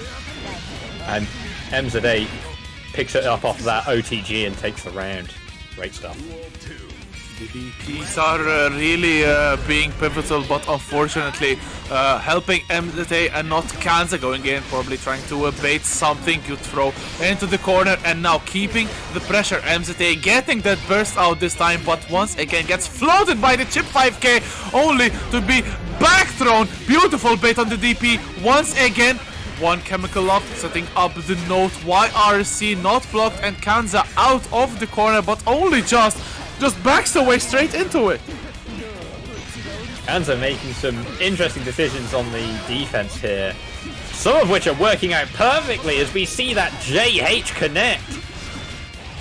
Command throw comes out. What are we going to see here? Are we going to see another low? It is another low, and that's the round. Brutal. Into game number 3 of or duel number 3 of game number 3. The winner of this one will take the lead in the set, and look at this combo coming in from Kansas. 6k in the corner, no meter to RC into a full combo. But speaking of RC, there it is spent. Look at the pressure, look at the risk, and look at this gold burst. MZA flying out of the corner, and this could still be Kansas round. YRC spent 50 meter, but there's the DP once again, finally working, however. Yeah, Kanza really channeling his inner Daigo here. Some great DP use, and doesn't quite manage to connect the Rekka, but instead gets the overhead, and that's the match. Great stuff. Kanza once again going into the lead or actually for the first time going in the lead in this set. And one more game can separate Kanza from a famous victory against MZA. Let's see if Kanza can take it or if MZA will level things up. Alright. Okay, shall we keep a DP count this time? It's probably already at 50 something. Here we go, 2D trying to keep that spacing. Again, 6p. And gets the overhead from the Wrecker. Using all that conditioning from earlier. MZA. Absolutely not out of this yet as they take the initiative here. Super to catch out the jump. I think that was a jump heavy coming out there. Again, stuffing out all of these options. There's DP number 1, this time RC cancelled. Oh, trying to perhaps going for the super, I think. BRC backwards and again the shuriken. Oh, standing in there and waiting. Manages to get a hit in, but beautiful patience from MZA getting a punish and probably, or not probably, possibly going for the level things up and in the score department. I'm sorry, English is hard. Certainly is, right. And we've got another sweep coming out, and the command throw comes out. Alright. Gamma Blade again keeping MZA in check, although we're back to neutral here. And we do love a bit of neutral, and there it is. Kanza not quite able to keep that pressure up. MZA caught out by the DP number 8 billion as Kanza just taking it. Everything he can get. Every inch, every mile. You hand Kanza anything, he'll take it. And here we go. Have to take the mix going forward. Double backdash into, oh my god, backdashes the Fortissimo, but beautiful block on that YRC. Not quick enough to punish, but that won't matter. MZA will still get the round and get game number 5 about to rock for us. Very good stuff. And we are heading to the final game who will decide who will go on to challenge Barry Bones in Grand Finals. Alright. Well, let's see if we get another set of interesting defensive decisions from Kanza on this match. Kanza's defense has been stellar throughout this tournament. Speaking on a real level here, like Kanza's defense has been absolutely godlike throughout. And though we are talking a lot about Kanza's a counter switch to Happy Chaos. This is interesting. Perhaps Kanza has been sandbagging this whole time. Would definitely be, but we'll see if Kanza is also prepared in this matchup. Oh, gets a random hit in. Oh, now locking MZA into the corner. This is definitely not fun at all, and the chip damage is building up. Going in with the hover dash. Kanza still at full life. 2K, 2D going in. Beautiful backdashes to create separation, but MZA is finally in, only to be bursted back out. And Kanza, one gunshot, but beautiful 6p to the airborne opponent. And Kanza trying to run away from Eno now. Yeah, Kanza trying to get that full screen difference there, knowing that if Eno makes any mistakes at all on their attempts to get in, that he can just shoot them out the sky. However, one mistake from Kanza is all it takes there, and that is the round. And this is set point for MZA. Beautiful damage though applied from Kanza, although MZA still going forward. 6S from Kanza getting a hit in and applying the curse. Beautiful clone, getting the burst out of MZA. A very questionable burst at the least, because that could be the difference, not for this round but even for the next one. It's very low and Kanza could definitely kill off his opponent right now. 6S into more gunshots, good block on the 2K2D, another 2K2D into another 5K. This time Kanza trying to get something going, but MZA closes the distance, could be critical. Kanza has no bullets remaining at the moment. He's not had any bullets for a while, and I think MZA has noticed as they are trying to keep the pressure in, but not quite enough as Kanza takes it with the cross-up kick there. Stolen from everyone's favourite Iori from KOF. And we've got an early curse set up here. Kanza really keeping up the long-range pressure, but not quite enough as MZA manages to get in. Here we go, another quick reversal of fortunes. MZA about to eat a lot of damage from this stuff. Goodbye to 95% of your health markers applied as well. Kanza sitting very, very pretty. Beautiful 2Ps. YRC from MZA stealing back the turn. Beautiful PRC backwards to bait out the burst. Finishing it off in style. And Kanza will earn a run back against Barry Bones, the man himself who sent Kanza to loser's side. Incredible burst phase at the end there. You love to see it. MZA has played so well throughout this tournament. Just back-to-back perfects, great pressure, incredible contender. Sad to see him go, but as it is, Kanza has been playing out of their mind. Incredible stuff. Absolutely incredible stuff. Incredible indeed. Definitely a breakout performance in this whole tournament run. And the names that Kanza has taken are no short of incredible, beating the likes of Bella, R3KTZU, and MZA themselves as well. So definitely very, very strong showing. But there's still one obstacle left. It's King Leo Whitefang Barry Bones waiting in grand finals, and on top of it all, you have to reset the bracket and then win another set, both against Barry. And the match is starting right now. Kanza going for the Kaido, the third What is this? Alright, Kanza coming in with the Kai now. Choosing to take the king on king action rematch here at our wonderful Challenger Cup. And immediately we're getting early burst from Kanza, trying to keep up that pressure. However, Barry showing who the real king of projectiles is yet again. Stuff. Oh, the instant block from Kanza, only to run straight into F-Flag check. The conversion from Barry Bones, getting the wall stick. Projectile super, and that is round number 1, starting off with an incredible combo from Barry Bones. Brutal stuff indeed. We're seeing great conversions from Barry Bones here, and some terrifying mix in general. But here we are. Kanza has managed to get out the corner. Can he make something of this situation?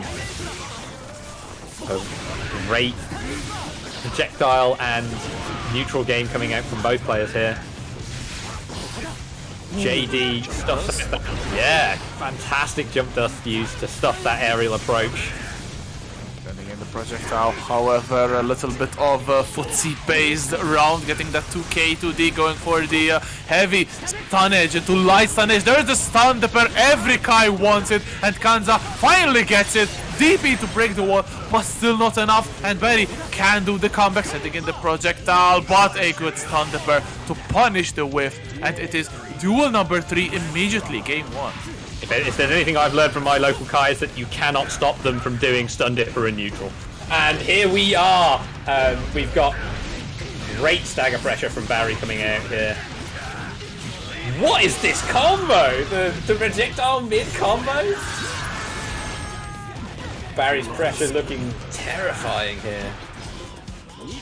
Kanza going for the jump out, only to end up on the wrong side of Barry Bones' swords. That will be a perfect for Barry, and game 1 immediately in the books. 2 more to go to Barry to qualify, but Kanza definitely looking really, really strong. Can surely put in a massive challenge for Barry Bones.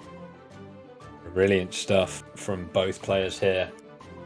Will we see a huge comeback from Kanza here? Momentum's definitely in Barry's favour. but will we see some kind of comeback mounted? Overall, looks like Kanza sticking to Kai here, not making any switches, not making any changes. Confident in his King matchup. Let's find out if that confidence will pay off. For a couple of projectiles, Kanza really having a good time with this projectile spam, keeping Barry logged and a good boy like a dog right now, but this corner can definitely not be very comfortable for Barry Bones. But there's the first hit of Stun the Pet, trying to bait out the burst a little bit too greedy perhaps from Kanza, who still can close out the round with a perfect replying to the one from Barry Bones in the last game. But will we see a shift in things? Alright, we've definitely seen some kind of momentum shift because Kanza is making all the right decisions here. That 6P catching out that approach attempt. However, oh my god, the DP on the defense here. Jumps out, doesn't quite make it, so uses the burst just to make sure that they're safe, but not safe enough. As Barry comes in, back turn stance. Mix is very real here. Barry getting the life lead at the moment, sending in the hard projectile as well. Oh, the Vapor Traps from Kanza, stuffing out the 5D attempt, setting up hard stunnage in the corner.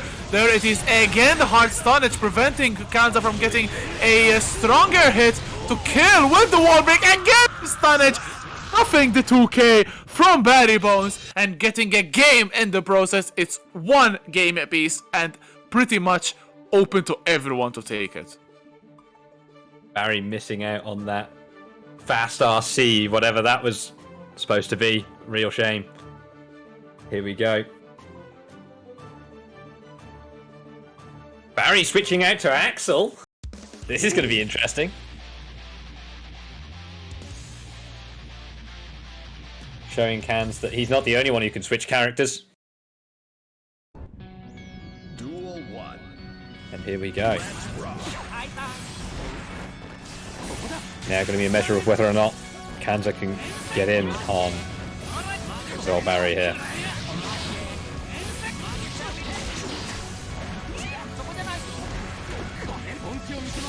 Okay, we're seeing some great keep out from Barry here. Great use of Renson just to make sure that Kanza just cannot seem to make that in here. But here it is, 6H can a hit. Not quite enough as the burst comes out. Projectile coming out. Anti-air trying to go for the command throw. Renson though this time would work. Another command throw will with good awareness from Kanza. Good jump age though from Barry Bones. Kanza on very short life, but good DP. Oh, jumps the Sickle Storm, trying to take a page out of Mystic's book, but this will whiff. Not like Kai Super. This will break the wall, give Kanza the life lead and the momentum. Oh, the patience on Barry there for that DP, but not quite enough as after the burst, Kanza takes it. Here we go. Already we've got Barry commanding a decent life lead, but more importantly, a huge lead in terms of spacing. Making sure to keep Kanza away here. Even with these projectiles coming out, just not able to make any kind of advance just yet. However, almost getting in here. One more push, doesn't quite make it. Gets impatient, doesn't quite make the advance, and here we go. Interesting combo conversion. The positive bonus for Kanza. Stage, exactly, positive was going to be very, very important. Stun the pair there, it is. And Barry trying to come out of the corner, but Kanza doing a very good job at locking him. The instant overhead, this is baited very, very cleanly by the projectile from Kanza, as the score is now 2-1. Kanza one game away from a potential reset. The Kai definitely working out. Definitely seeing some fantastic play from Kanza here. Will we see another character change from Barry perhaps? Or is he going to stick to... here we go! Back to Leo! Alright. perhaps more confident in the Leo Kai matchup than the Axel Kai matchup by the seams of it. And we've got immediate projectile war from both players coming out here. Kanza missing the throw. Oh, not like this. Charge stun edge comes out. JD to keep the air, keep himself suspended in the air, stop that 6P from hitting. On the run through, but flash kick from Barry Bones, really fearless in the face. Oh my god, he actually hit Kai off of Vapor Thrust. Now the pressure is on Kai, has to defend. Oh, the PRC making the easiest punish of Barry Bones' life, and another round for Barry Bones. One more and we are tied at 2 games apiece, but Kanza really not willing to give Barry any easy victory. Beautiful jump, counter hit, securing Barry into the corner, but Flashing will deny the possibility of pressure. Alright, we've got a great conversion coming out from Barry here. Immediately going into that pressure once again. Projectile war starts yet again. This time, however, Kanza coming out on top. We've got the neutral game of both sitting still and waiting for the other to do something. And here we go. Fuderock keeps Barry locked down. Remember, there is still a lot of meter on deck for Kanza here. One touch could easily lead into that wall break. And here it is. Oh, not quite. Choosing not to break the wall here. Perhaps waiting for that burst that is not coming. Barry making sure to be very, very disciplined when it comes to that burst. And we are now on set point, reset point potentially for Kanza, but Barry Bones going for the mix. Definitely not willing to let Kanza reset this bracket, but good blocks from Kanza. Beautiful DP stuffing the back there and overhead, but the throw will be shimmied by Barry Bones. Beautiful use of BRC, and that overhead will seal the deal. We are going once again to a game number 5, and yeah, this is a very interesting set, and Barry could win the whole tournament and get a qualifying spot with a victory, but Kanza can ensure a reset will happen, and that could be very critical to the momentum from Kanza. Yeah, we're looking at potentially tournament match here.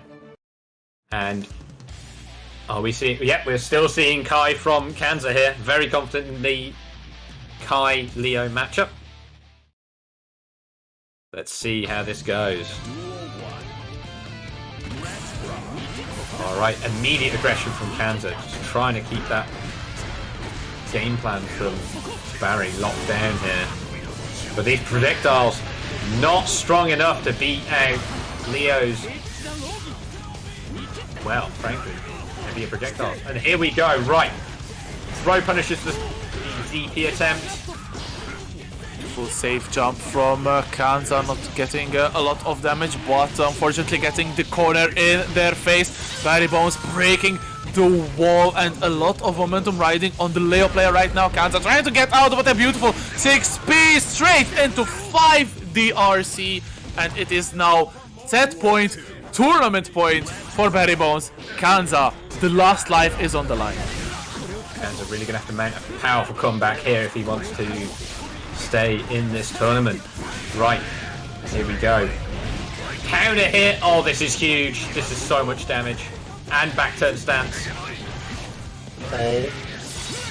Chooses not to use the super here. Instead saving the meter for the blue RC. But responds in kind. Kanza taking the advantage back. 2D into... Oh my god. Look at the damage on both sides. This is so close. Oh my god. Not enough to kill, however, Barry living with 1 pixel of health. Kanza getting that positive bonus again. Fuser Arc will whiff, sending in the projectile. Barry Bones this time has to block 1 bar of tension. Going in! Kanza with the DP, setting us up to a final game, final round, tournament point for Barry, reset point for Kanza. Who will be the one to take it? Who wants it the most?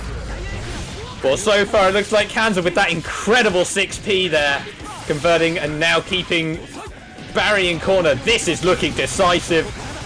Using the charge dust mix-up here.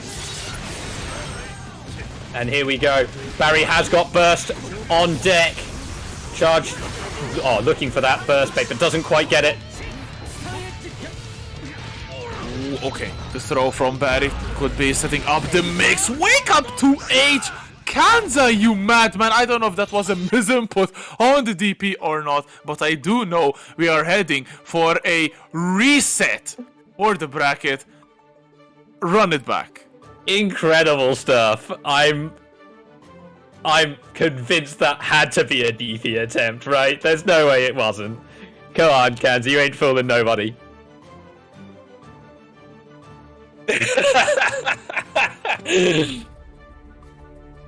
Wake up to H, new meta.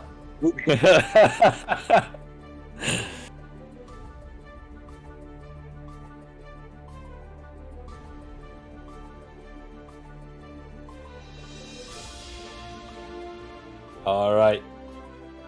Looks like Barry's taking a little bit of a breather here. Or maybe making a character decision. We might see the return of the Axel here.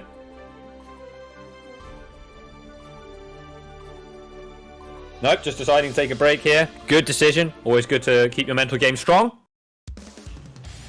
And here we go. Barry versus Kanza. Leo versus Kai.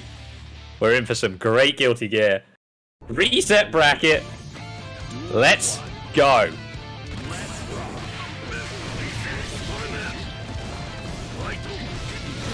Again, we've got some great early aggression coming out from Barry here. Kanza almost keeping him in check, but not quite.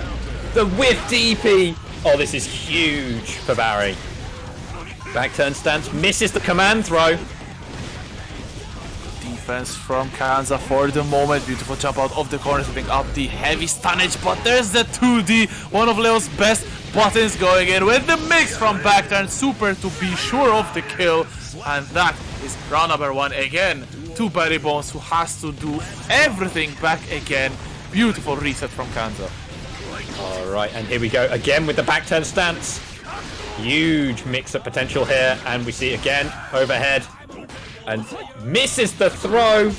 Punished for it immediately. Kanza missing no opportunity to try to take this round back. PRC just waiting. God, the patience from Kanza. Incredible play. Absolutely incredible. Again, breaking the wall as well. Positive bonus and life lead for Kanza. Beautiful counter hit on that air-to-air. But the super from Barry Bones, and he has meter as well to back it up. Oh, the combo will whiff, unfortunately. Sending in the projectile again. Heavy stun edge, 2 bars of tension for Kanza. Off of stun the pair, and that will be game number 1. No, actually, excuse me, that was the second round. So game number 1 will head to duel number 3, starting off with a bang from Kanza. Alright, here we go. Again, great use of this 6P from an incredible bait here from Kanza. Not quite landing the food rock, but instead using it to convert into a throw which was rejected. Keeping up this pressure in corner, keeping up the spacing, but wasn't quite enough up until that DP. Gold burst comes out. 100 meter on deck for Barry. Can he make something of it? Not with that DP on deck, it can't. Oh, look at the backdashes from Kanza. 5, 6, 7. Quick succession. Going in. The projectiles coming in from Barry Bones. Ton Dipper, obviously, is the answer. And Kanza will move on into the lead for the first time in Grand Finals. Brilliant stuff from Kanza here. What a... starting to mount an incredible comeback. Can Kanza keep up this pressure? We see a character switch. We've got Axel now coming out from Barry. Deciding to switch things up. Deciding maybe that the Leo not quite working out. This will be interesting to see. Duel 1. Here we go. And immediately seems to be working out great for Barry here. Rensen stuffing out the projectile attempt. And stuffing out all of the advancing attempts as well. Kanza trying the Kai special. Not quite making it. Oh, here we go. We've seen Barry mess some of these up. but not this one. That's a perfect. Brutal. Very needed perfect for Barry, trying to get that momentum once again. Let's see how the Axel will fare. Kanza going in and riding a lot of momentum themselves. Yeah, a little bit too impatient on that burst bait, and Barry manages to get the burst out, sitting in the Ransons and keeping Kai at bay. But Kanza almost got in, and Barry once again diverting to going for that Ranson again and again, and Kanza can do nothing really to get in. Except for that incredible jump in here, stopped a little bit by that 2H, and again that can hit 2H. Are we going to see another One Vision time stop combo? Here we go. Doesn't quite manage a wall break. Not sure if it's possible in that situation there. And notably, Kanza still with the burst on deck, but it's not enough. That situation isn't burstable, but you gotta go for it anyway, right? Oh, you hate to see it. Right. 1-1. Kanza, well, will we see a new situation from Kanza here, or are we going back to the Kai still? A little bit of questioning. Could go for the Happy Chaos in this matchup. No, Angie! Yo!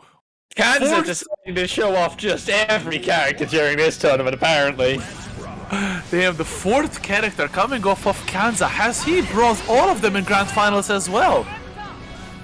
Incredible stuff. And it's working out! What is this? Anji is actually a great pick against Axel.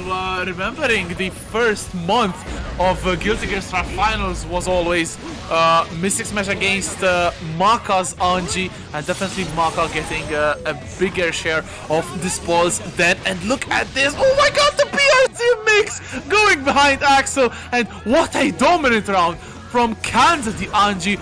Surely working out. We started with Anji. Are we going to end with Anji as well? We're definitely showing some signs of PTSD from some previous matches with Angie here. And look at that conversion. Kanza showing knowledge of just about every character by the seams of it.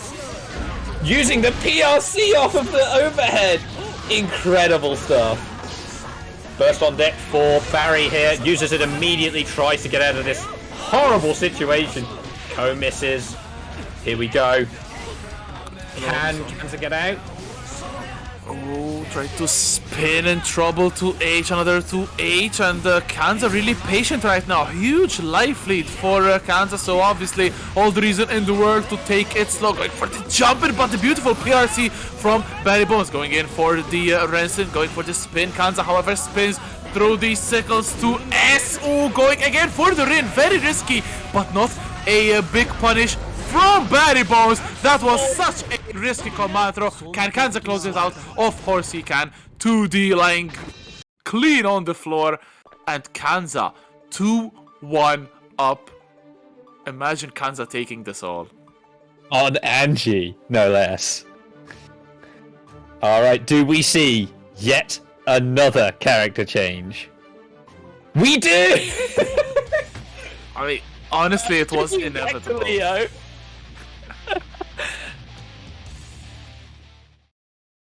What is this? Incredible stuff. I don't think I've ever seen so many in-tournament character switches. What is this? The double backdash into throw whiff from both players here.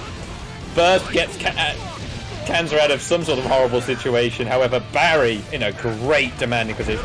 Great demanding position here. Big counter hit to the fan in the face, and gets the burst out of Barry Bones. Look at the blocks though from Kanza going in. Barry Bones is, and right now gets a hit in. There's the overhead off of back there, not enough to get a wall stick. Straight into throw. Barry Bones applying the mix, and that would be dead. No super for you. Not quite. Oh, doesn't quite manage to punish. A little bit too greedy, perhaps. Alright, here we go. And we've got immediate pressure coming out from Barry here. Overhead comes out. Back turn mix just proving to be absolutely brutal, but not brutal enough Throw comes out, waits for the flash kick there, doesn't quite manage to punish as well as you'd like. Oh, here we go. This is huge. Airborne hit into super, stops the burst from coming out. Enormous damage coming out here. Alright, and there's the round. My god. Damn. So fast. Will we see yet another switch from Kanza? Honestly, I'd be surprised if Kanza didn't go for a character change now, because Barry definitely looked really comfortable in this Okay. matchup with Leo. Now, Kanza could go to Kai, right? Absolutely. Kanza could go to Happy Chaos, to Kai, here we go. to Chip, to Baiken, to Ram, to Potemkin. I don't know what character Kanza needs to burst out. 100% behind Kanza if it was a switch to Potemkin. But here we go with the Kai. And it is game number 5, the final game, absolutely off today. 10 games between these two, and who'll be the one emerging as the victor? Beautiful far slash from Barry Bones, and the burst coming out of Kanza. Heavy projectiles trading, and Barry actually winning. Yeah, of course, Leo coming out as King of Projectiles. The flash kick bait doesn't quite work out because Barry has just enough meter, and look at this mix. What is happening? One thing's for certain, Kanza didn't know what was happening there. That was brutal. An incredible lack of DPs coming in from Kanza a little bit, perhaps un-chip-like from Kanza, and giving set point, tournament point to Barry Bones, catching back that once again, getting towards the corner, and the throw into the corner again. It's really ugly for Kanza thing on burst, but the DP will wave the burst and cannot bait it from back turn. Kanza giving a second piece of life. Alright, can Kanza mount a comeback from here? Oh! Throw whiff into Mix again. Oh, gets the instant block, but doesn't quite make anything of it. Can't quite seem to get any kind of direct hit in here. Saw just little glancing bits and bobs, but maybe he can make something out of it. Oh, again, suspends himself with the JD. Is this going to kill? It is. That's going to be the tournament. Barry takes it. Incredible stuff. What a match. What a tournament. We saw it all there. And Kanza, unbelievable competitor there. Incredible run. Absolutely nuts run. Just character switch to character switch. Godlike defensive play. We saw it all from Kanza. But in the end, Barry proves to be just insurmountable. Incredible stuff. Actually, we saw we saw 6 different characters, I think, in losers top 8 as a whole. We saw 6 characters in grand finals. That just goes to show, and 4 of them from Kanza. Like, just goes to show how incredible both of these players reaching grand finals are. Massive performance from both. Huge shout out to Barry Bones for getting the final victory, but big shout out to Kanza. I feel they are my MVP for the whole tournament, making a tremendous run and busting out for exceptional characters in grand finals. All 4 characters actually did some work. So Yeah. massive stuff. Absolutely just incredible play from almost all of our players, really. Like, just absolutely nuts throughout. This was such a stacked tournament. So hats off to everyone. Just great play.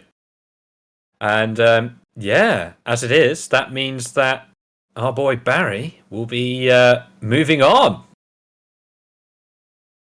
Great Indeed. stuff. Barry, the third qualifier from these tournaments, will join Zando on the Ram and Lament on the May. So 3 different characters, you'll love to see it. And curious to see who will be the 4th qualifier next week, as the bracket is slowly building up, and that will be some tremendous action. The bracket obviously won't be first to 3. We'll have first to 7 sets, and you can bet that those will be some absolutely godlike Guilty Gear Strive action. Gotta remember, that stuff's going to be grueling. I hope our players are ready. All right.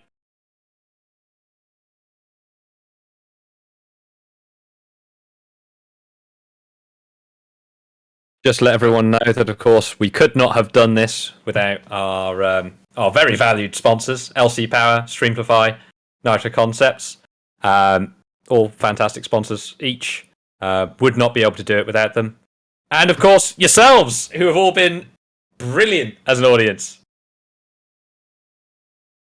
Absolutely, some sick stuff. Thank you so much to people in chat. Thank you so much for everyone behind the scenes, and thank you for sticking around. That was a definite rough start, the roughest of rough starts, but we hung on. We managed to get our bearings, and yeah, we're at the stage finally. And congratulations to Barry Bones, the winner of today's tournament. That was a very interesting tournament indeed. And do you want to plug something, shill something, social media? Where can they find you, my friend?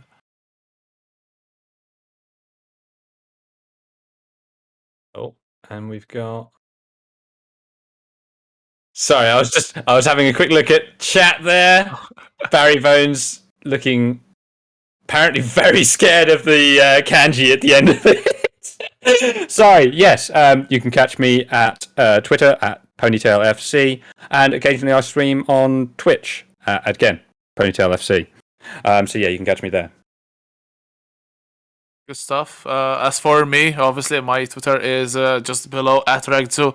Hopefully you enjoyed our commentary. Definitely had a lot of fun, and navigating the weird stuff at the beginning. Still managing to get some great content in, great games all around, and that was definitely a heck of an evening to share. Brilliant stuff. All right. Well, let's close this thing down for now. And remember, you can catch us next week, same time, same place.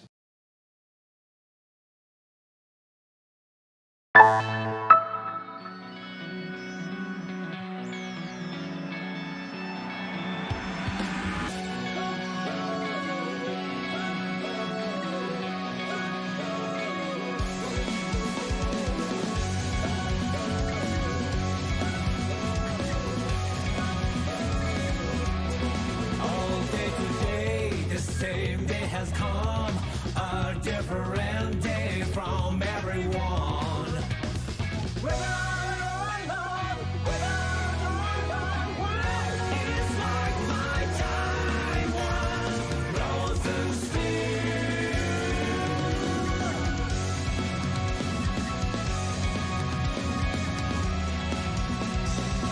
I do blast my attack back well, the smell from that cafe makes me hungry. I knew all about it. It's like my time was frozen still. Not much, no problem, even if the world doesn't change. I'm a clown.